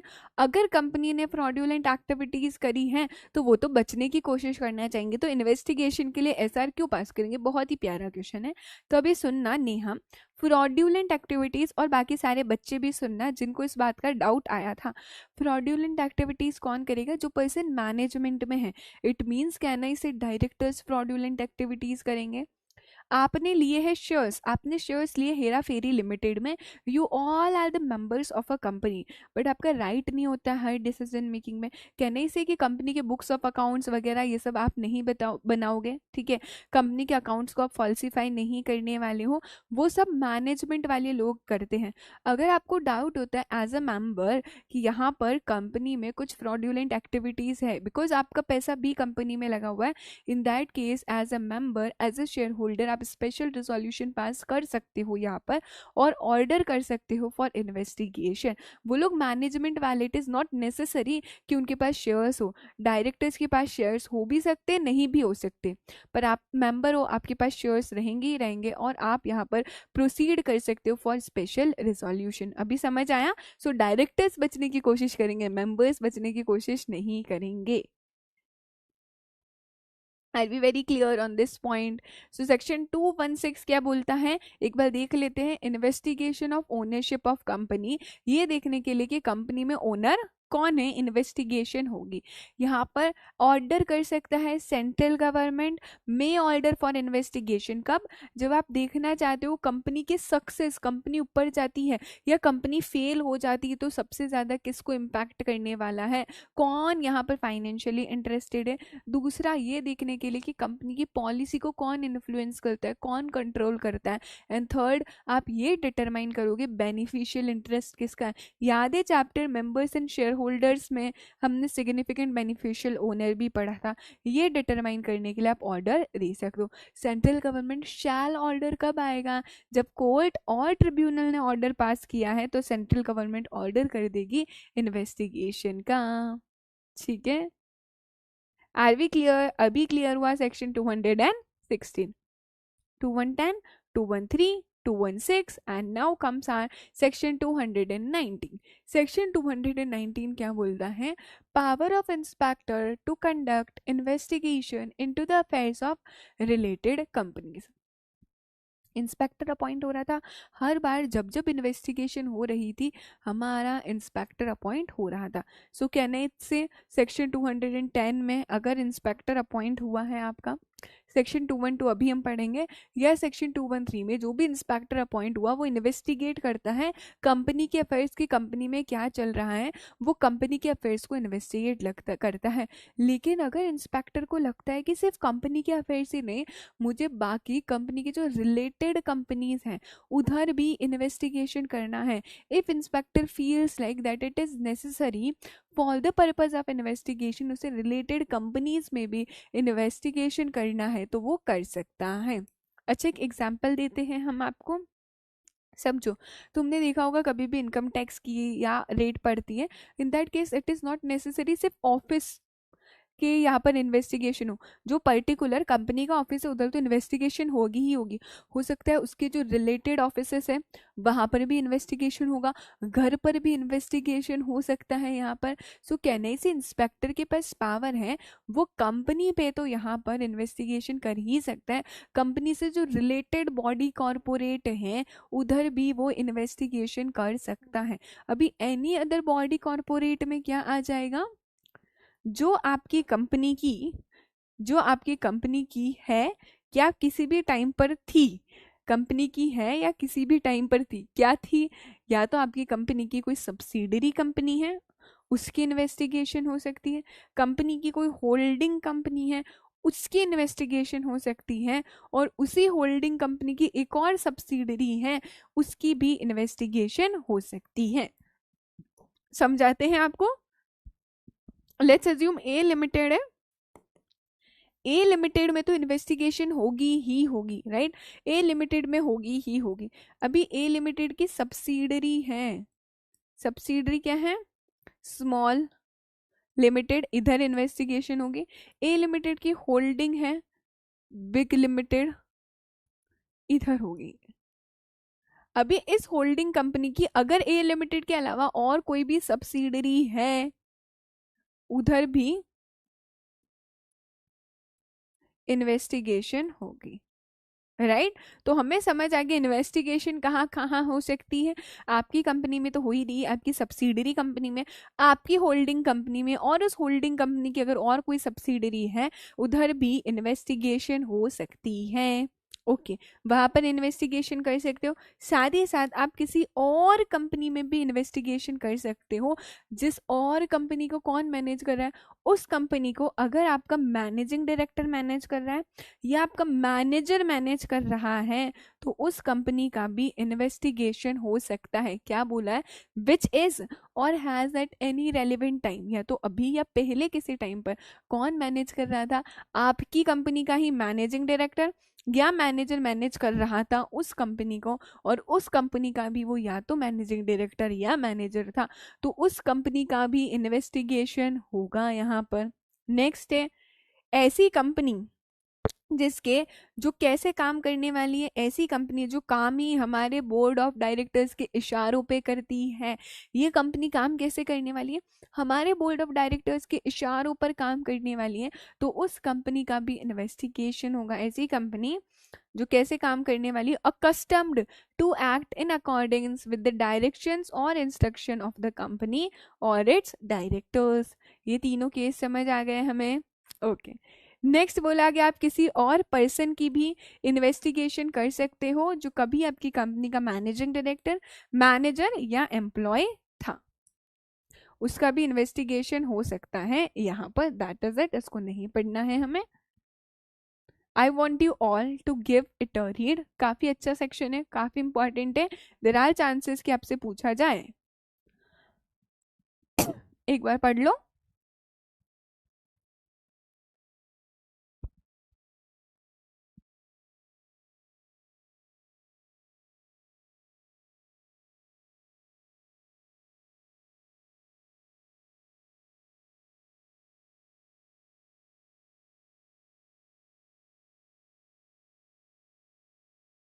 क्या ये डन हो गया?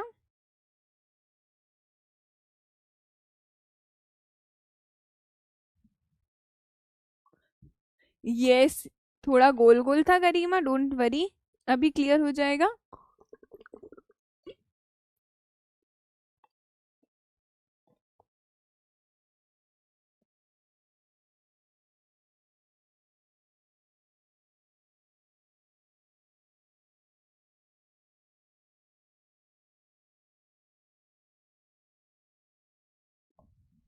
ठीक है ठीक है, डू नॉट वरी, इसका एक चार्ट बना देते हैं।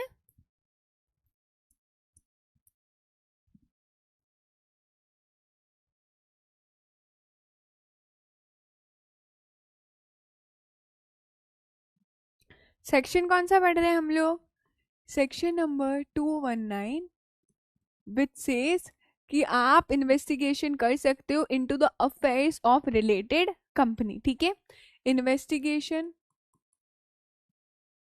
कर सकते हो, अभी हम फिर से पढ़ा भी देंगे और चार्ट भी बना देंगे। Into affairs of related company मतलब सिर्फ आपकी कंपनी में नहीं, उससे जो रिलेटेड कंपनी है वहां पर भी आप इन्वेस्टिगेशन कर सकते हो।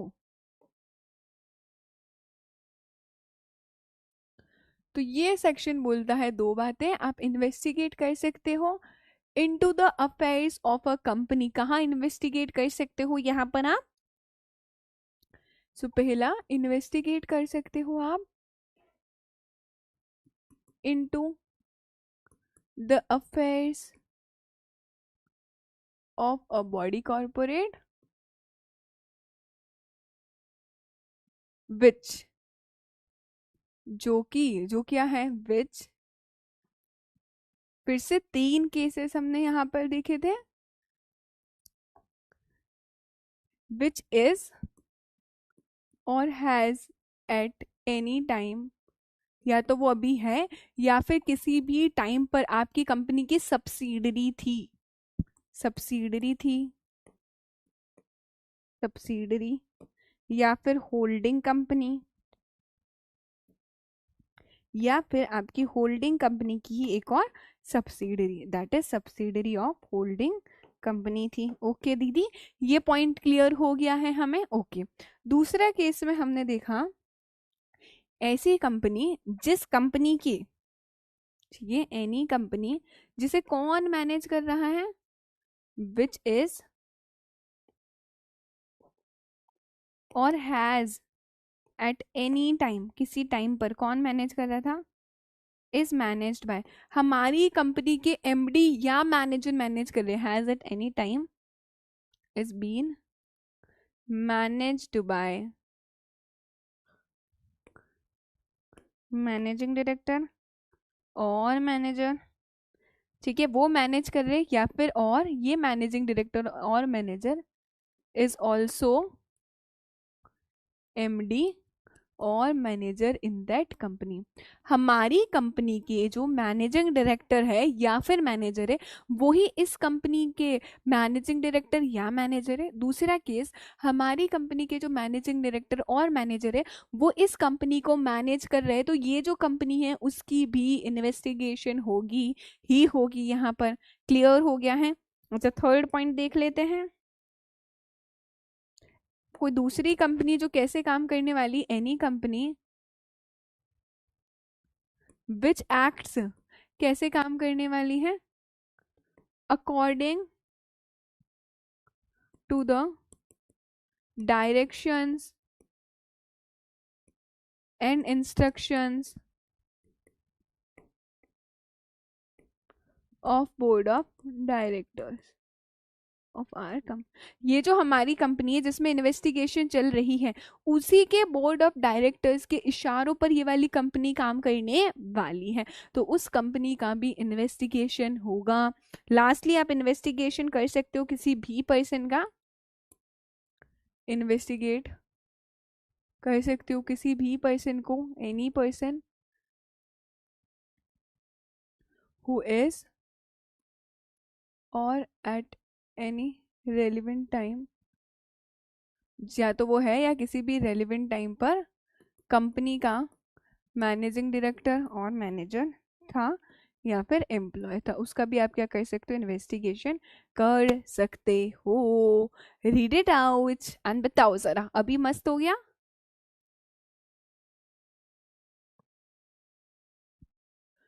Are we clear? मेरे नादानों, क्या क्लियर हो चुके हैं?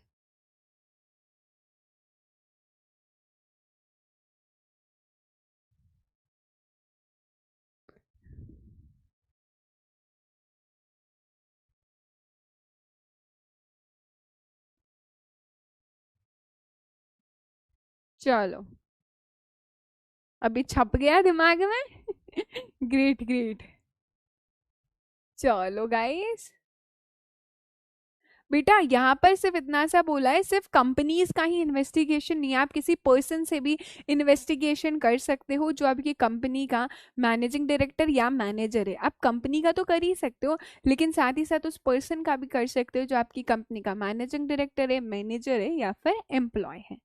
ओके, सो ये मेजर पॉइंट आपके आंसर्स में भी होने चाहिए।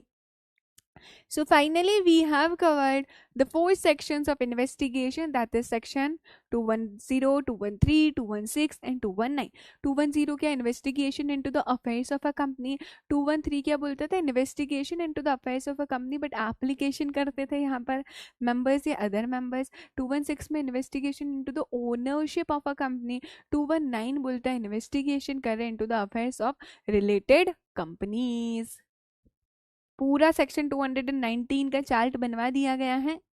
चलो नेक्स्ट सेक्शन पे आ रहे हैं जो बात करते हैं SFIU से रिलेटेड। सेक्शन 211 बोलता है एस्टेब्लिशमेंट ऑफ SFIU। SFIU क्या है, सीरियस, ये चैप्टर नंबर 1 में हमने अथॉरिटीज में देखा था, फ्रॉड इन्वेस्टिगेशन ऑफिस।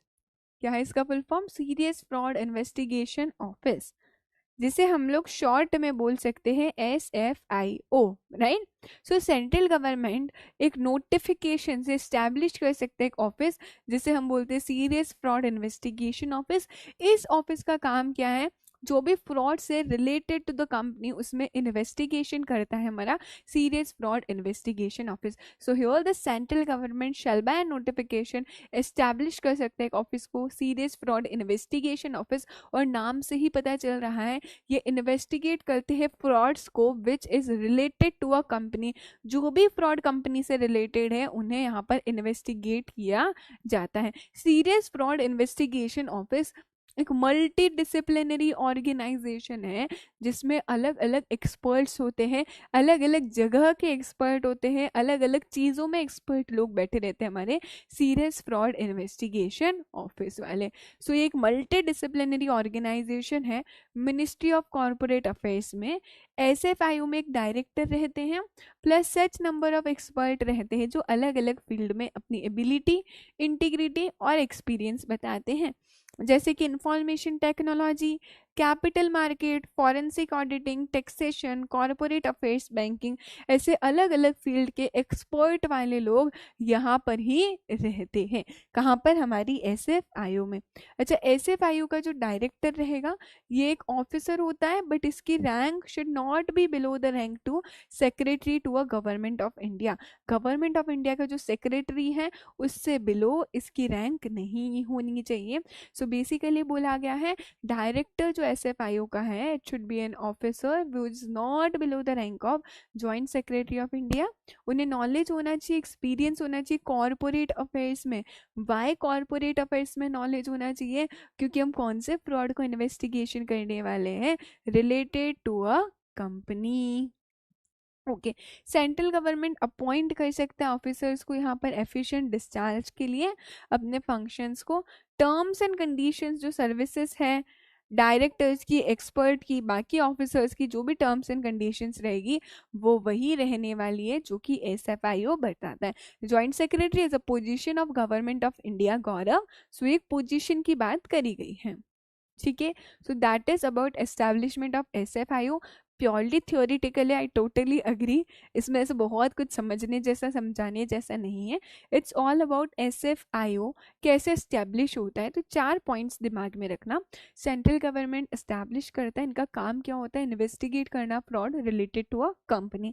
इसमें डायरेक्टर हेड करता है, बाकी एक्सपर्ट होते हैं अलग अलग फील्ड से। यहाँ पर डायरेक्टर ऑफ ऑफिस एसएफआईओ का जो पोजीशन है, it is officer not below the rank of joint secretary. Central government के पास पावर है, वो यहाँ पे टर्म्स एंड कंडीशंस डिसाइड करेगा और इनके एफिशिएंट डिस्चार्ज कैसे होगा फंक्शंस का वो बताएगा, ठीक है। देर आर बहुत रेयर चांसेस कि ये क्वेश्चन पूछा जाए, बिकॉज बहुत कुछ इस चैप्टर में पूछने के लिए। अभी मजा कब आएगा? जब अपन इस सेक्शन 212 पढ़ेंगे। So please write down in your section list, ये वाला सेक्शन लिखो 211 एसएफआईओ एस्टैब्लिशमेंट, और अब लिखो section 212 which is investigation into the affairs of a company by SFIO, ठीक है। एसएफआईओ कब कब कंपनी के अफेयर्स में इन्वेस्टिगेशन करता है? Very very important. एसएफआईओ कब इन्वेस्टिगेशन करता है यहाँ पर? सो अगर सेंट्रल गवर्नमेंट को कोई रिपोर्ट मिला है, ये कुछ नहीं देखना है, ठीक है, बिना देखे आंसर करो। सेंट्रल गवर्नमेंट कब कब इन्वेस्टिगेशन के लिए ऑर्डर करता था? 3 केस हमने देखे थे। सेंट्रल गवर्नमेंट कब कब इन्वेस्टिगेशन के लिए ऑर्डर करता था? 3 केस देखे थे। सबसे पहला पब्लिक इंटरेस्ट में है, स्पेशल रिजोल्यूशन कंपनी में पास हुआ है, या फिर उस इंस्पेक्टर की रिपोर्ट में लिखा हुआ है, राइट। यही 3 केसेस अभी तक हम पढ़ते हुए आ रहे हैं। वही बोला गया सेंट्रल गवर्नमेंट कब ऑर्डर करेगा? On receipt of report of registrar या इंस्पेक्टर अंडर सेक्शन 208। एसआर पास हुआ है, पब्लिक इंटरेस्ट में है। यहाँ पर बस एक पॉइंट और ऐड हो गया है, दैट इज अगर किसी भी डिपार्टमेंट ने रिक्वेस्ट करी है, सेंट्रल गवर्नमेंट और स्टेट गवर्नमेंट में से किसी भी डिपार्टमेंट ने रिक्वेस्ट करी है फॉर इन्वेस्टिगेशन, तो सेंट्रल गवर्नमेंट ऑर्डर देगा कंपनी के इन्वेस्टिगेशन के अंदर। ये 4 चीजें हैं, 3 हमेशा से हम पढ़ते हैं, चौथी इज एडिशनल पॉइंट, क्योंकि ये एसएफआईओ इन्वेस्टिगेशन कर रहा है, कोई ऐसी वैसी अथॉरिटी नहीं है बाबा। It is serious fraud investigation office, ये इन्वेस्टिगेट कर रहा है। तो यहाँ पर बोला गया डिपार्टमेंट ने अगर रिक्वेस्ट करी है तो आपका इन्वेस्टिगेशन होगा यहाँ पर। Okay, so let's see, start करते हैं। अगर CG is of opinion, CG को लगता है कंपनी के अफेयर्स में इन्वेस्टिगेट करना जरूरी है और अब ये वाली अथॉरिटी नहीं कर पा रही है, तो सेंट्रल गवर्नमेंट वो केस को असाइन कर देते हैं to serious fraud investigation office. आपने बहुत सारी वेब सीरीज देखी होगी या मूवीज देखी होगी जिसमें पहले इन्वेस्टिगेशन पुलिस कर रही होगी, राइट। लेकिन अब हमें लगता है नहीं नहीं, फ्रॉड का मामला है तो कोई इन्वेस्टिगेटिंग अथॉरिटी आके इसका इन्वेस्टिगेशन करती है, ठीक है। तो वही चीज बोली गई है, सेंट्रल गवर्नमेंट यहाँ पर उसे लगता है it is necessary to investigate, central government assign कर देगी ये matter serious fraud investigation office को, और साथ ही साथ डेजिग्नेट कर देगी उन इंस्पेक्टर को जो भी नेसेसरी है for the purpose of investigation यहाँ पर, राइट। अच्छा, अगर केस SFIO को इन्वेस्टिगेशन हो गया है तो अभी कोई भी इन्वेस्टिगेटिंग एजेंसी आगे प्रोसीड नहीं करेगी। अब ये मामला किसके पास जा चुका है? इन्वेस्टिगेटिंग अथॉरिटी से यहाँ पर SFIO के पास चला गया है। पहले मानो पुलिस इन्वेस्टिगेशन कर रही थी, अभी चला गया ये मैटर SFIO के पास। तो अब जैसे ही मैटर SFIO के पास गया है, कोई भी इन्वेस्टिगेटिंग एजेंसी आगे इन्वेस्टिगेशन नहीं करेगी। होल एंड सोल कौन इन्वेस्टिगेशन करेगा? SFIO इन्वेस्टिगेशन करेगी। साथ ही साथ सुनना, इनके पास जो भी एविडेंसेस इन्हें मिले थे, जो भी चीज़ें इन्हें मिली थी, जो भी डॉक्यूमेंट्स है, ये किसको सबमिट करते हैं? SFIO को सबमिट भी कर देंगे। अच्छा, SFIO के डायरेक्टर के पास सेम पावर होगी जो आपके इंस्पेक्टर के पास पावर्स हैं। इंस्पेक्टर की क्या पावर्स है वो हम नेक्स्ट क्लास में देखेंगे, बट SFIO के डायरेक्टर के पास सेम पावर्स है जो आपके इंस्पेक्टर के पास पावर्स होगी यहाँ पर।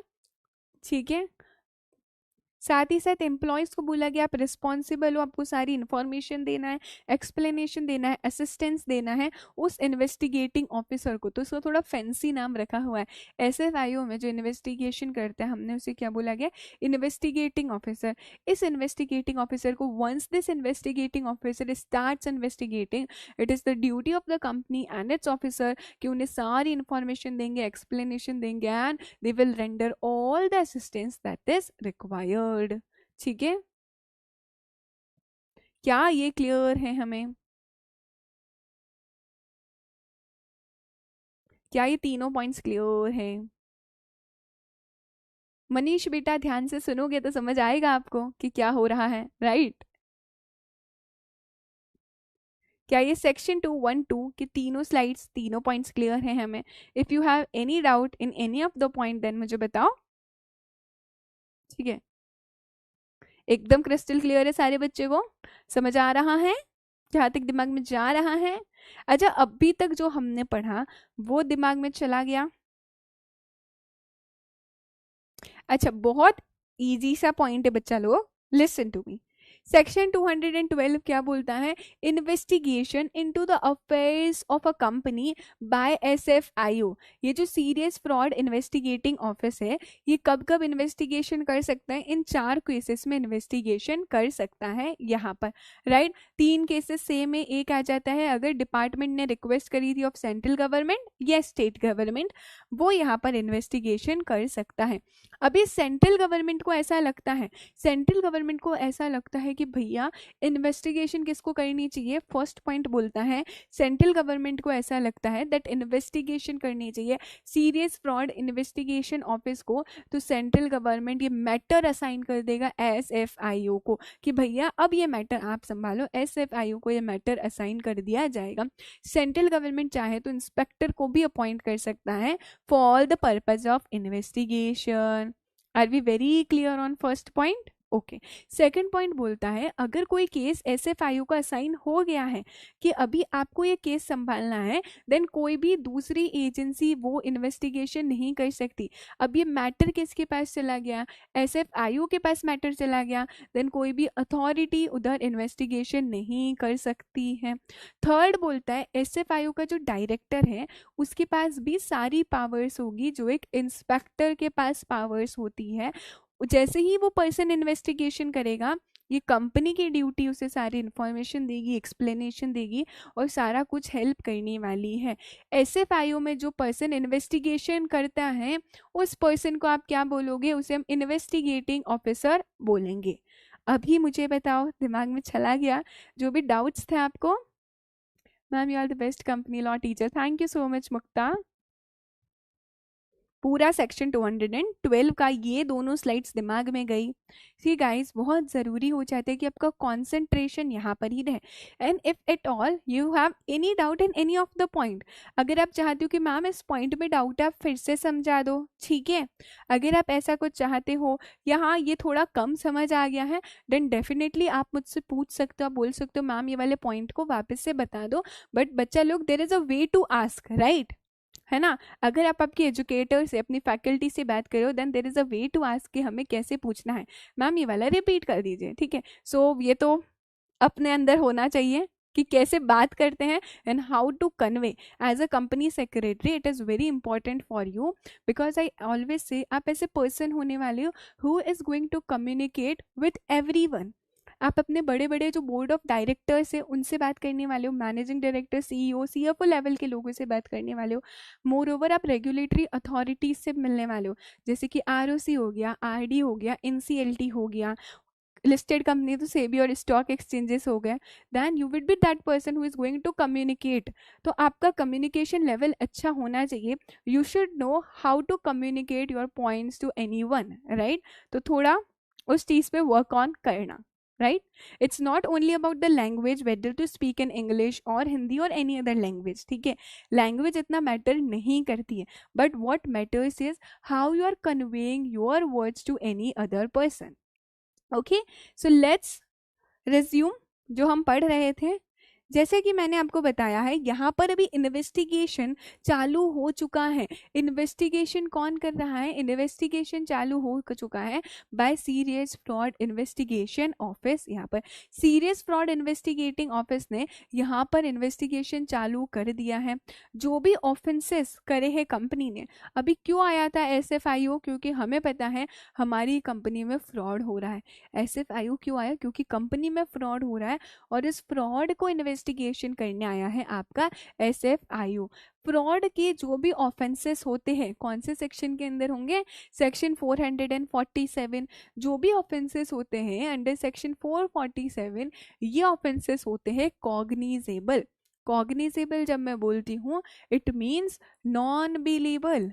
ये ऑफेंसेस कैसे? Non billable. एक बार आपने ऐसा कुछ कर दिया है तो आपको बेल नहीं मिलने वाली है.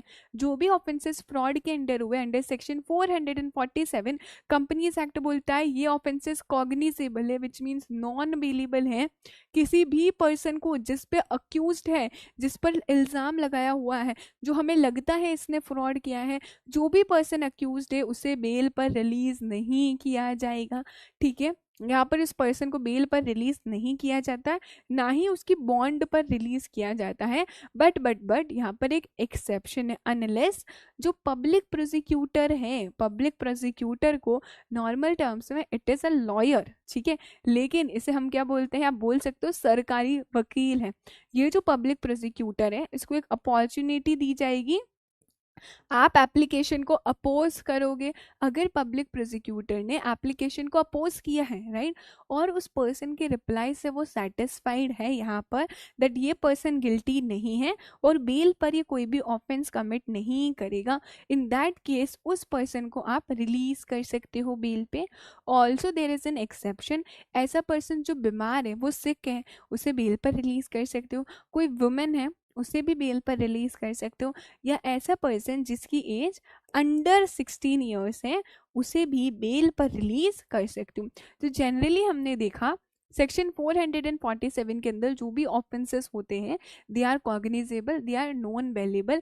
उन पर्सन को हम बेल पर रिलीज नहीं कर सकते उनकी बॉन्ड पे, अनलेस जब तक कि ये जो पब्लिक प्रोसिक्यूटर है उसको एप्लीकेशन को अपोज करने के लिए अपॉर्चुनिटी दी थी एंड वो सेटिस्फाइड है दैट ये पर्सन गिल्टी नहीं है, ये कोई भी गलत काम नहीं करने वाला, जब ये बेल पर है तो उसे बेल दे दी जाएगी.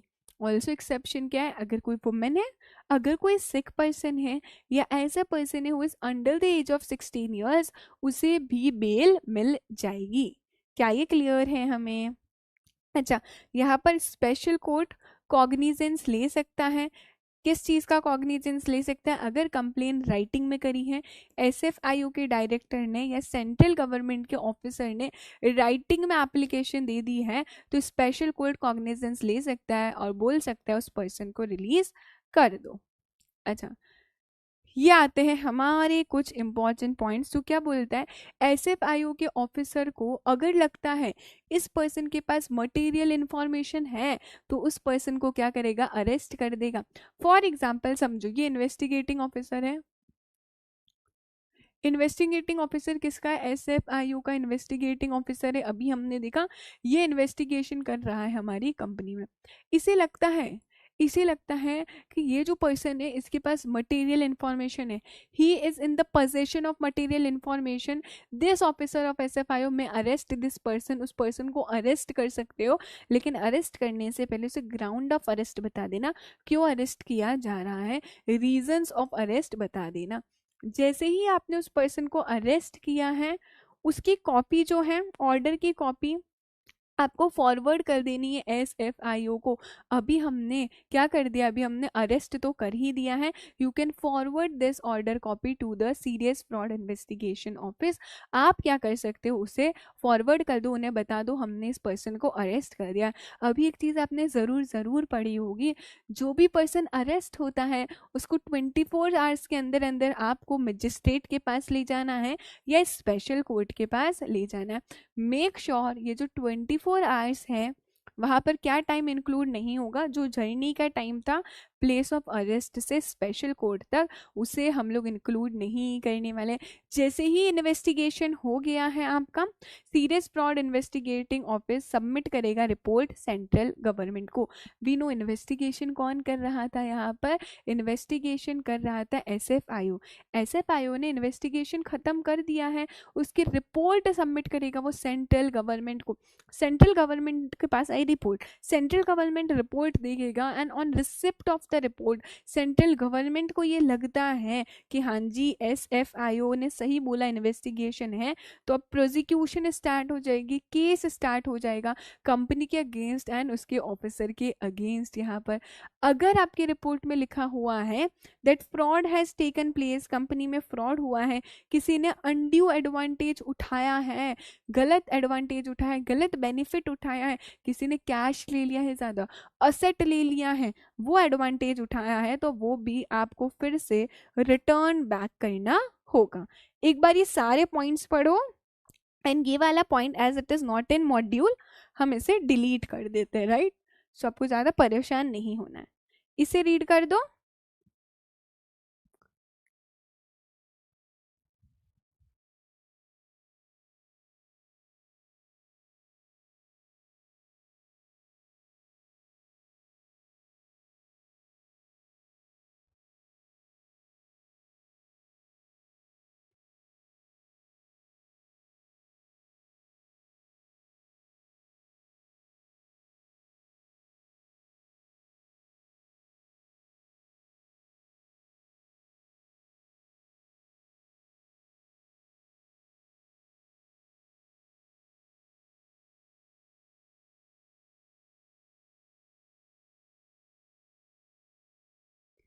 कोई भी डाउट है अभी तक?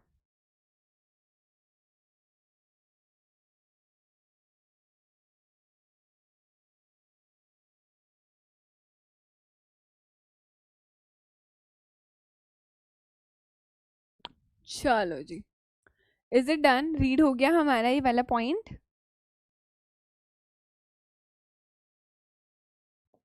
देखो as I have told you, अगर किसी पर्सन ने अनड्यू एडवांटेज लिया है कैश का, असेट का, प्रॉपर्टी का, किसी भी फॉर्म में, तो सेंट्रल गवर्नमेंट एक एप्लीकेशन फाइल करेगा ट्रिब्यूनल को, और ट्रिब्यूनल को बोलेगा आपको प्रॉपर्टी, असेट्स, कैश, इन सबको डिस्गॉल्ज कर देना है, फिर से रिटर्न बैक करो इस चीज़ों को जिस भी पर्सन ने गलत तरह से यहाँ पे प्रॉपर्टी, एसेट और कैश लिया है, and that person will be liable, उसे वो रिटर्न यहाँ पर करना रहेगा। अच्छा, इन केस आपका एसएफआईओ इन्वेस्टिगेशन कर रहा है, यहाँ पर किसी भी ऑफेंस को, दूसरे डिपार्टमेंट के पास कोई इन्फॉर्मेशन है, तो वो इन्फॉर्मेशन उसे एसएफआईओ को दे देना रहेगा। वही मैंने बोला, सीरियस फ्रॉड इन्वेस्टिगेटिंग ऑफिस को आपको वो क्या करना है, इन्फॉर्मेशन दे दी है, इन्फॉर्मेशन सभी आपको शेयर करनी रहेगी, जो भी इन्वेस्टिगेशन एजेंसी मांगती है उसे इन्फॉर्मेशन देनी रहेगी। सो बेसिकली जिस भी अथॉरिटी के पास इंफॉर्मेशन है उसे एज्यूम किया जाएगा वो इन्फॉर्मेशन वो एसएफआईओ को दे दे। अगर एसएफआईओ के पास कोई इन्फॉर्मेशन है जो किसी और इन्वेस्टिगेटिंग एजेंसी को चाहिए, तो आपको उसे इन्फॉर्मेशन दे देनी रहेगी। अच्छा, 11th पॉइंट में डाउट है हिमाद्री? 11th पॉइंट बस यही बोलता है, आपने जो इन्वेस्टिगेशन की रिपोर्ट बनाई थी, जो आप सेंट्रल गवर्नमेंट को सबमिट कर रहे हो, उसमें लिखा हुआ है दैट यस इन पर्सन ने अनड्यू एडवांटेज लिया है, गलत तरह से एडवांटेज लिया एसेट का, प्रॉपर्टी का, कैश का, तो वो डिसगॉर्ज करना पड़ेगा, विच मीन्स उन्हें रिटर्न करना पड़ेगा। ठीक है, जस्ट फॉर वंस एक एक स्लाइड को रीड करोगे सेक्शन 212 की। मैं बस एक एक स्लाइड को चलाती जा रही हूँ, एक बार रीड कर लो।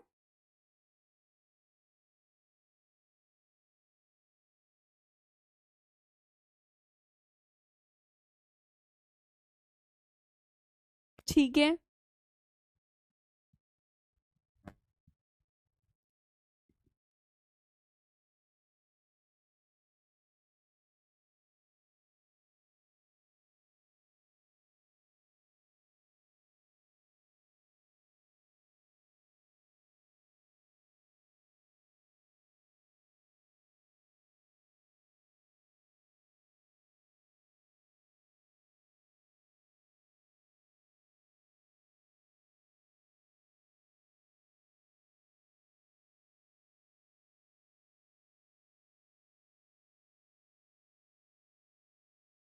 बताती हूँ मैं नेहा, एक बार रीड कर लो पूरा फिर बताती हूँ।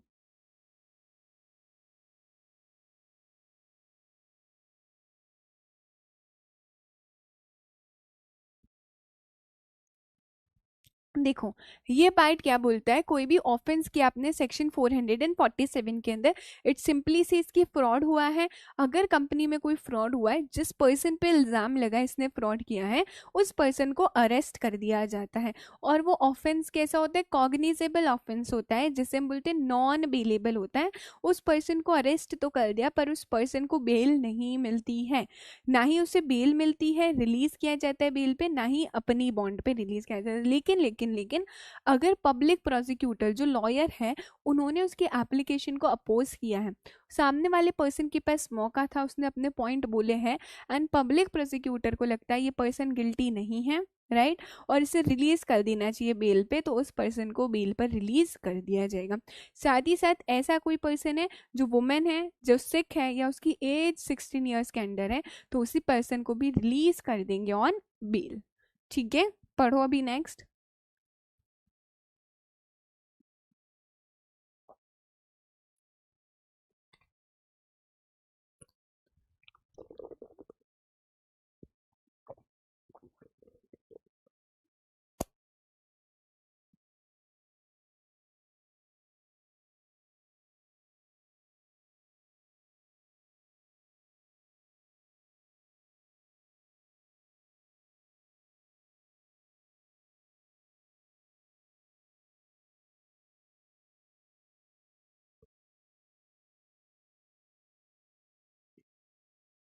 ठीक है,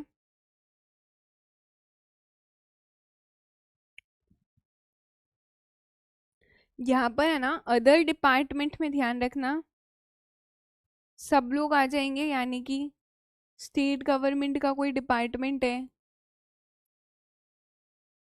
इनकम टैक्स डिपार्टमेंट है, उन सारे डिपार्टमेंट के पास कोई इन्फॉर्मेशन है तो वो किसको देनी है, एसएफआईओ को देनी है।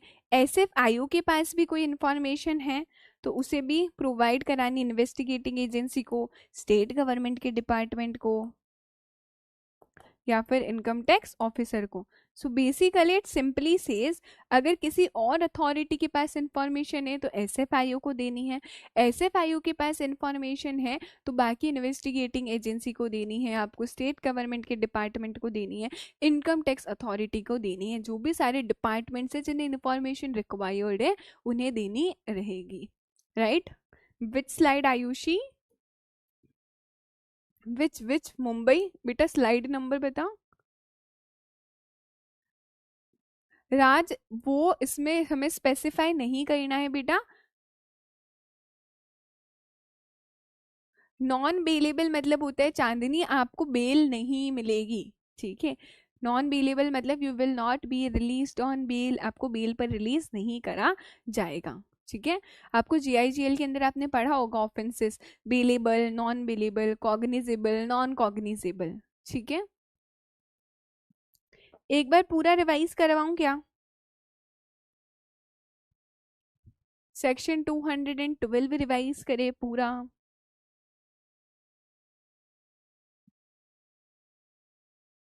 Ayushi this is I already explain, वापस से एक्सप्लेन किया है बेटा मैंने, ठीक है। चलो अभी I think I have explain this section 212 twice. आप लोग एक बार फिर से अगर थोड़ा बहुत डाउट है बैक जाइए और सेक्शन 212 को अच्छे से देख लीजिए, that will be much more better for you, right. So just revise करते हैं सेक्शन 212 और इसी सीक्वेंस में हम पूरा तूफानी रिविजन को स्टार्ट कर रहे हैं, यानी कि कहने से मैं पूरा उल्टे से स्टार्ट कर रही हूँ सेक्शन 212, ठीक है। स्टार्ट कर दिया जाए हमारा तूफानी रिविजन भी और ये सेक्शन भी।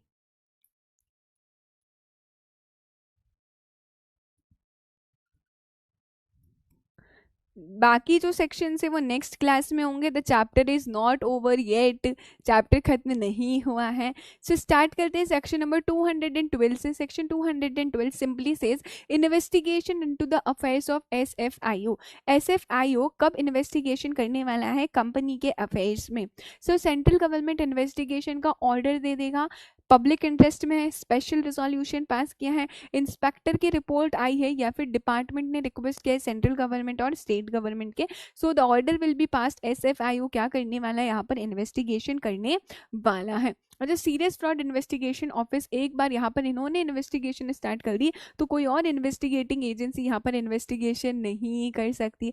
अगर किसी के पास कोई इन्फॉर्मेशन है तो इन्हें आपको इन्फॉर्मेशन प्रोवाइड कराना रहेगा। सीरियस फ्रॉड इन्वेस्टिगेटिंग ऑफिस जैसे ही इन्वेस्टिगेशन स्टार्ट करती है, it is the duty of the company, उसके ऑफिसर्स, उसके एम्प्लॉयज़ की, कि इन्हें सारी इन्फॉर्मेशन, एक्सप्लेनेशन और डॉक्यूमेंट्स यहाँ पर फर्निश करें। अच्छा, सेक्शन 447 के अंदर जो भी ऑफेंसेस हुए हैं दैट विल बी कॉग्निजेबल। वो ऑफेंसेस कैसे माने जाएंगे? कॉग्निजेबल और नॉन बेलेबल माने जाएंगे। इट मीन्स किसी भी पर्सन को आप रिलीज नहीं कर सकते हो बेल पे या उसकी बॉन्ड पे अनलेस, जब तक कि पब्लिक प्रोसिक्यूटर को अपॉर्चुनिटी दी टू अपोज द एप्लीकेशन, और उस पर्सन ने एप्लीकेशन अपोज कर दी एंड ही फाइंड्स कि हाँ ये पर्सन गिल्टी नहीं है, इन दैट केस आप उसे रिलीज कर सकते हो बेल पे। सेकेंडली, अगर कोई पर्सन है उसकी age under the age of 16 year से, वुमेन है, सिक है, तो उसे भी आप रिलीज कर सकते हो यहाँ पर बेल पे। अच्छा, ऑफिसर ऑफ एसएफआईओ को लगता है इस पर्सन के पास पोजेशन है मटेरियल इन्फॉर्मेशन का, तो ऑफिसर ऑफ एसएफआईओ उस पर्सन को क्या कर सकता है? अरेस्ट कर सकता है। साथ ही साथ उसे ग्राउंड ऑफ अरेस्ट भी बता देगा। जिस भी पर्सन को अरेस्ट किया है वो ऑर्डर की कॉपी आपको फॉरवर्ड कर देनी एसएफआईओ के पास, वो भी सील्ड एनवेलप में कर देनी। उस पर्सन को 24 आवर्स के अंदर अंदर आपको प्रेजेंट करना है स्पेशल कोर्ट में या मजिस्ट्रेट्स के पास। 24 आवर्स में क्या इंक्लूड नहीं किया जाएगा? प्लेस ऑफ अरेस्ट से मजिस्ट्रेट तक का जो टाइम है वो इंक्लूड नहीं किया जाएगा। अभी आपने इन्वेस्टिगेशन कर लिया, आपकी इन्वेस्टिगेशन रिपोर्ट आपको सबमिट करनी है सेंट्रल गवर्नमेंट को और एडवाइस देना आपके अकॉर्डिंग क्या लगता है। अगर प्रोसिक्यूशन की नीड लगती है तो सेंट्रल गवर्नमेंट लीगल एडवाइस लेके प्रोसिक्यूशन स्टार्ट कर देगा, केस स्टार्ट कर देगा। आपके इन्वेस्टिगेशन रिपोर्ट में लिखा हुआ है that there is undue advantage, गलत एडवांटेज लिया है प्रॉपर्टी का, एसेट का, कैश का डायरेक्टर्स ने, देन इन दैट केस वहाँ पे डिसगॉर्ज करने के लिए ऑर्डर आएगा। इट मीन्स उन्हें वापस से दे दो, दैट इज डिसगॉर्जमेंट। अच्छा, एसएफआईओ के पास कोई इन्फॉर्मेशन है तो उसे शेयर करनी बाकी इन्वेस्टिगेटिंग एजेंसी से, स्टेट गवर्नमेंट के डिपार्टमेंट से, इनकम टैक्स डिपार्टमेंट से। अगर इन डिपार्टमेंट के पास कोई इन्फॉर्मेशन है तो उन्हें भी एसएफआईओ को शेयर करना है। दैट इज ऑल अबाउट हमारा सेक्शन 212। अच्छा, सेक्शन 211 देख लेते हैं फिर। सेक्शन 211 क्या बोलते हैं? Establishment of SFIO. Central government by notification in an official gazette establish करेगा सीरियस फ्रॉड इन्वेस्टिगेशन ऑफिस। इनका काम क्या होता है? फ्रॉड को इन्वेस्टिगेट करना related to the affairs of a company. Okay, यहाँ पर डायरेक्टर होता है, अलग अलग लोग एक्सपर्ट होते हैं, इनकी टर्म्स एंड कंडीशंस को यहाँ पे सेंट्रल गवर्नमेंट फाइनलाइज कर देता है। डायरेक्टर की पोजीशन होनी चाहिए not below the rank of a joint secretary. Garima, it means to return back. ये दोनों हमने कर दिए। चलो अब जाते हैं जरा हमारे इन्वेस्टिगेशन वाले पार्ट पे, दैट इज 210, 213, 216 और 219। ठीक है, सेक्शन 210, 213, 216 एंड 219। 210 क्या बोलता है, investigation into the affairs of a company. कब इन्वेस्टिगेशन होगा, when central government is of opinion, public interest में जरूरी है, स्पेशल रेजोल्यूशन पास हुआ है, इंस्पेक्टर की रिपोर्ट ने कहा तो central government may order for investigation, court और ट्रिब्यूनल का ऑर्डर है, then central government shall order for the investigation of a company. Central government जब ऑर्डर देगा इन्वेस्टिगेशन का, इन दैट केस वो अपॉइंट करेगा one or more inspector for the purpose of investigation, साथ ही साथ वो उन्हें स्कोप ऑफ इन्वेस्टिगेशन भी यहाँ पर बता देगा। अच्छा 210 हो गया। 213 क्या बोलता है, इन्वेस्टिगेशन कर रहे हो आप कंपनी के अफेयर्स पे, लेकिन एप्लीकेशन भेजी है यहाँ पे मेंबर्स ने या अदर पर्सन ने, मेंबर्स एप्लीकेशन भेजेंगे, company having share capital, not having share capital, having share capital है तो 100 मेंबर्स या at least 1/10 of total voting power, not having share capital है तो at least 1/5 of total number of members application भेज सकते हैं। कोई और पर्सन भी यहाँ पर एप्लीकेशन भेज सकता है अगर उसे लगता है रॉन्गफुल मैनर में डिफ्रॉड कर रहे हो क्रेडिटर्स को, फ्रॉड्यूलेंट बिजनेस हो रहा है, जो पर्सन मैनेजमेंट में he is guilty of fraud, या फिर इन्फॉर्मेशन सारी प्रोवाइड नहीं करी जा रही है, वो भी एप्लीकेशन भेजेगा इन्वेस्टिगेशन के लिए। सेंट्रल गवर्नमेंट ऑर्डर कर सकता है, इन्वेस्टिगेशन यहाँ पर इंस्पेक्टर को अपॉइंट करेगा। अच्छा इन्वेस्टिगेशन करने के बाद पता चलता है एक्चुअल में फ्रॉड्यूलेंट अनलॉफुल पर्पस था, तो वो पर्सन लाइबल होगा अंडर सेक्शन 447। अच्छा सेक्शन 216 हमने देखा, which says investigation into the ownership of a company, company की ओनरशिप में इन्वेस्टिगेशन कर रहे हो। दो केसेस है, मे ऑर्डर, शैल ऑर्डर। शैल ऑर्डर करेगा ही करेगा अगर क्या हुआ है, कोर्ट या ट्रिब्यूनल ने बोला।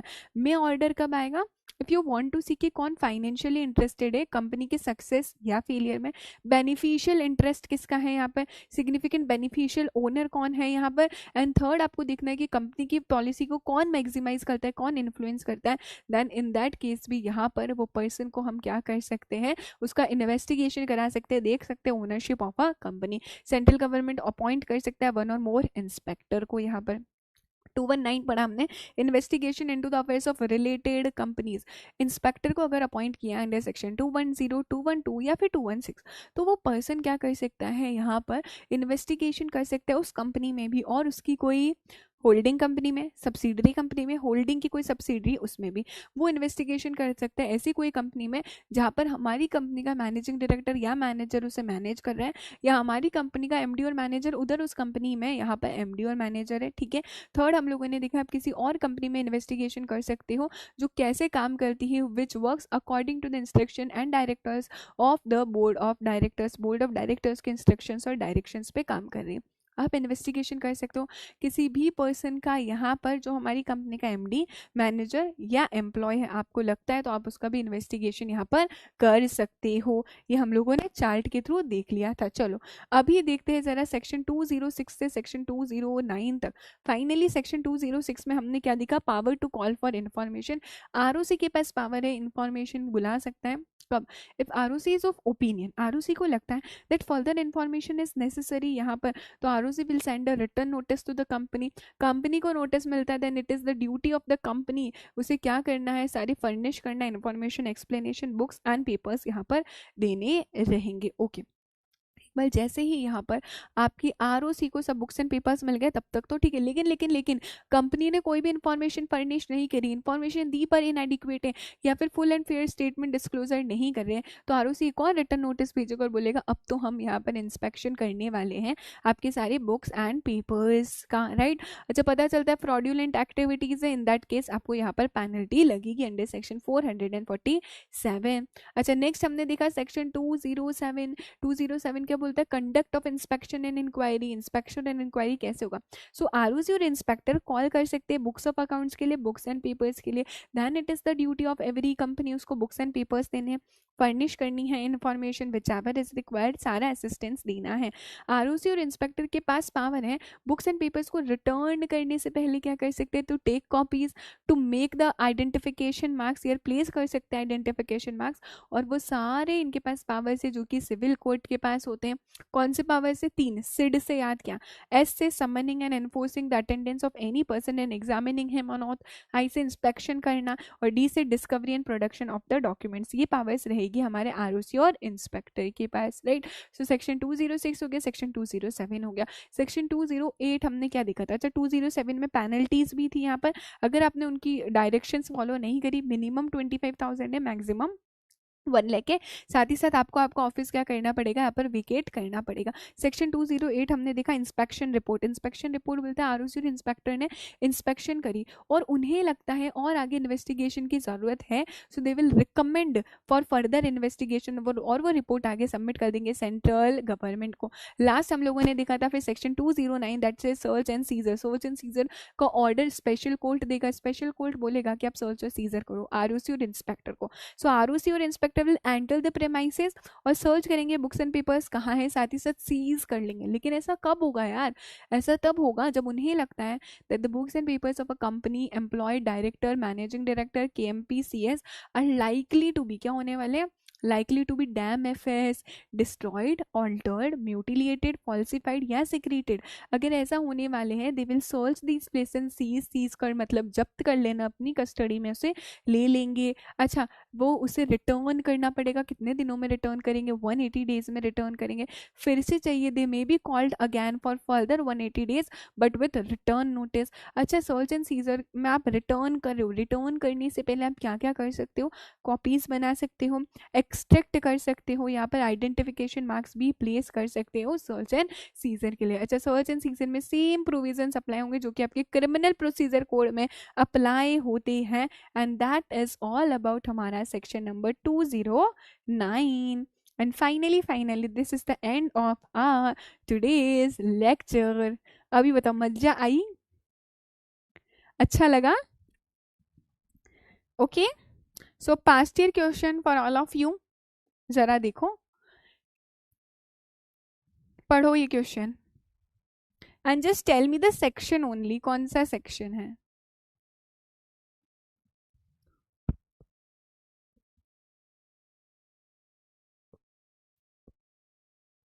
स्वाहा हो गया है फाइनली।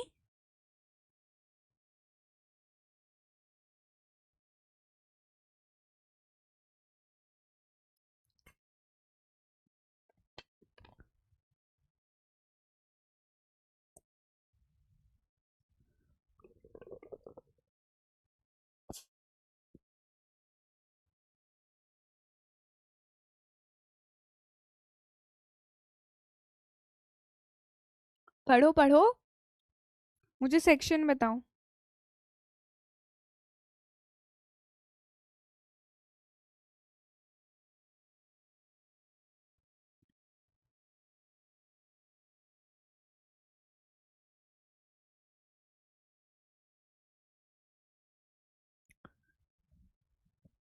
ओ माय गॉड, गरिमा, महक, साहिल, गौरव, साक्षी, ज्योति, अर्शी, पीयूष, विनीत, मनव, सुभाषिश, यार तुम लोग सही बोल रहे हो पक्का? ग्रेट, ऑसम, मतलब परफेक्ट, एकदम परफेक्ट। सेक्शन 213, मुझे एक्चुअली मेरी आंखों से भरोसा नहीं हो रहा है कि पहली बार में सही आंसर्स। ग्रेट, प्रियांशी, संस्कृति, चांदनी, दिव्या, अमीना, दिशा, वाह वाह, great, very good. That says question का एक बार देख लेते हैं, जिस भी बच्चे को थोड़ा सा डाउट है तो हम उसे एड्रेस कर लेते हैं। क्वेश्चन बोलता है the recognised trade union of water purifier limited made an application. मुझे ये बता दो 213 जो आप बोल रहे हो वो किसके बारे में बात कर रहा है, उसकी हेडिंग क्या है वो भी बताओगे। रिकॉग्नाइज्ड ट्रेड यूनियन और water purifier limited it made an application before the tribunal. Tribunal को उसने एप्लीकेशन भेजी और बोलता है कि हमें इन्वेस्टिगेशन कराना है कंपनी में। ग्राउंड क्या था उसका, दैट कंपनी ने बहुत बार डिफॉल्ट किया है, यहाँ पर वर्कमैन के ड्यूज को पेमेंट करने में उसने बहुत बार यहाँ पर डिफॉल्ट किया है सिंस लॉन्ग। और कंपनी का बिजनेस उन्हें लगता है कि फ्रॉड्यूलेंट पर्पज से या फिर अनलॉफुल पर्पज से कैरी ऑन यहाँ पर हो रहा है, right. I want the proper heading of the section जिन भी बच्चों ने आंसर दिया था। रिस्पॉन्स में कंपनी ने ऑब्जेक्ट किया है एप्लीकेशन को, और कंपनी बोलती ये जो ट्रेड यूनियन है it is not being the member, ना तो वो मेंबर है ना वो क्रेडिटर है। क्या बोलती, ना तो वो मेंबर है ना वो क्रेडिटर है, इसलिए उसका कोई लोकस स्टैंडी नहीं है, विच मीन्स कोई राइट नहीं है। किस चीज का राइट नहीं? एप्लीकेशन करने का, और एप्लीकेशन को डिसमिस कर दो। यू हैव टू एग्जामिन क्या एप्लीकेशन एडमिट होगी रिकॉग्नाइज्ड ट्रेड यूनियन की which is submitted before the tribunal, जो बोलती है कि कंपनी में इन्वेस्टिगेशन करवाना है, perfect investigation into the affairs of a company on an application made by members और अदर पर्सन। तो ये किसके अंदर है? मेंबर्स के अंदर तो नहीं आया है, ये सेक्शन 213 में आया, अदर पर्सन। सो ऑब्वियसली क्या ट्रिब्यूनल, ये जो ट्रेड यूनियन है वो एप्लीकेशन भेज सकता है? डेफिनेटली ये ट्रेड यूनियन आपका एप्लीकेशन भेज सकता है अदर पर्सन के अंदर आके। अगर किसी भी और पर्सन को लगता है दैट कंपनी का बिजनेस रॉन्गफुल मैनर में चल रहा है, अनलॉफुल या फ्रॉड्यूलेंट मैनर में चल रहा है, जो पर्सन कंसर्न्ड है वो फॉर्मेशन मैनेजमेंट में गिल्टी ऑफ फ्रॉड है, तो वो एप्लीकेशन भेज सकता है ट्रिब्यूनल को, और ट्रिब्यूनल ऑर्डर कर सकती है फॉर इन्वेस्टिगेशन। इट मीन्स इनके पास पूरा पूरा राइट है इन्वेस्टिगेशन के लिए और यहाँ पर एप्लीकेशन भेजने का। और जो कंपनी ने बोला वो गलत है, कंपनी ने जो बोला वो पॉइंट गलत है। Are we very clear on this? चलो एक और क्वेश्चन देखें, इन्वेस्टिगेशन वाला है, इंस्पेक्शन इंक्वायरी वाला एक और क्वेश्चन देखते हैं। राइट, ये आपके दिसंबर 23 में पूछा गया था, if I'm not wrong। You can see section 213 को एक्सप्लेन भी कर रखा है यहाँ पर। अब डेफिनेटली देख सकते हो अपॉर्चुनिटी ऑफ बीइंग हर्ड दी जाएगी। ट्रिब्यूनल सेटिस्फाई है दैट डिफ्रॉड करने के लिए बनाया क्रेडिटर्स या मेंबर को, कोई और पर्सन को लगता है फ्रॉड्यूलेंट और अनलॉफुल पर्पस से है, इन दैट केस वहां पर ट्रिब्यूनल एडमिट कर सकता है। यहाँ पर कंपनीज एक्ट अलाउ करता है एनी अदर पर्सन को to make an application before the tribunal. ठीक है, ऑब्जेक्शन जो है कंपनी का ऑब्वियसली वो सही नहीं है, और ट्रेड यूनियन की एप्लीकेशन यहाँ पर एक्सेप्ट हो जाएगी। वही पॉइंट बोला गया कि उनकी एप्लीकेशन यहाँ पर एक्सेप्ट हो जाएगी। ना बबना मत डांस करो तुम, क्या हो रहा है, क्या क्या हो रहा है? चलो यस, रिकॉग्नाइज ट्रेड यूनियन की एप्लीकेशन एडमिसिबल है। लेट्स सी अभी अलग एक और क्वेश्चन करवा देती हूँ आप लोगों को। हाँ जी, यही है ना मेरे सारे नादान। अब से मैंने कुछ सोचा है कि नादान परिंदे नहीं, अब तो मैं तुम्हें नादानो ही बोलूंगी, है ना? परिंदे जैसे हमारी स्पिरिट है क्या? एक और क्वेश्चन होना चाहिए यहाँ पर, inspection inquiry investigation. Yes, see this is a direct question which has been asked, और वो भी ऐसा नहीं 5 मार्क का पूछा गया था। पढ़ो ये क्वेश्चन क्या बोलता है। Provide various grounds on which the investigation is assigned to SFIO। कौन कौन से वेरियस ग्राउंड्स पर इन्वेस्टिगेशन असाइन करी जाती है SFIO को? सीरियस फ्रॉड इन्वेस्टिगेशन ऑफिस को, और जो नहीं बताया तुम तो और सेक्शन क्या है मैम? जब इन्वेस्टिगेशन की बात आ गई तो सेक्शन लर्न है, तो लिखो 212 है। कौन कौन से ग्राउंड्स है यहाँ पर? वी नो द ग्राउंड्स, बताओ जरा कितने ग्राउंड्स है, पहले ये बता दो कितने ग्राउंड्स हैं? अरे नहीं, 212 है। 211 तो स्टैब्लिशमेंट के बारे में बात करता है, इन्वेस्टिगेशन के बारे में 212 बात करता है। अच्छा, सेक्शन इज परफेक्ट, वो मैं भी बता चुकी हूँ तुमसे पहले।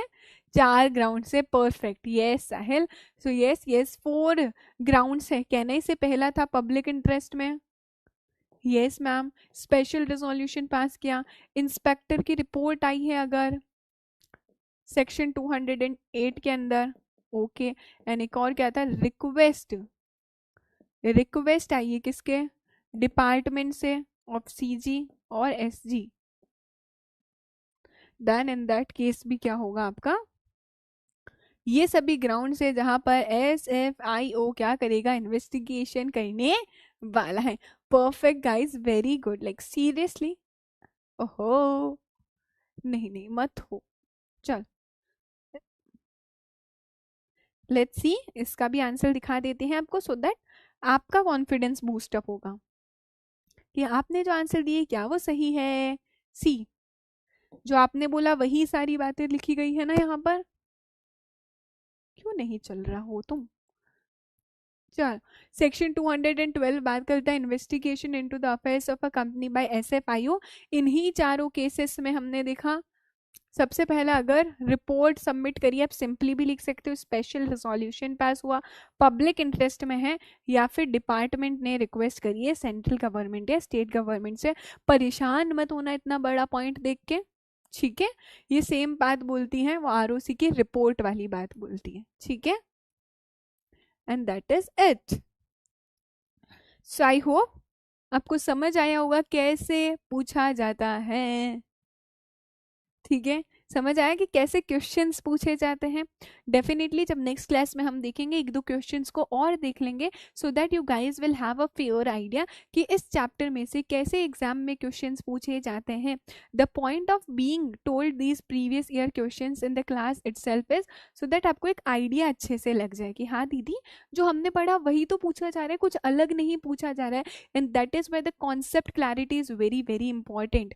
अभी ये मत सोचना कि मैम क्वेश्चन कैसे पूछे जाते हैं, वो मैं बता दूंगी। आपका डाउट एकदम सही है आपकी जगह, एज अ स्टूडेंट आपको ये फील होगा, लेकिन मैं इतना ही कहूंगी पहले कॉन्सेप्ट पे फोकस करो। अगर 212 आता ही नहीं है तो उस क्वेश्चन कैसे भी पूछा जाए आप आंसर कर ही नहीं पाओगे, राइट।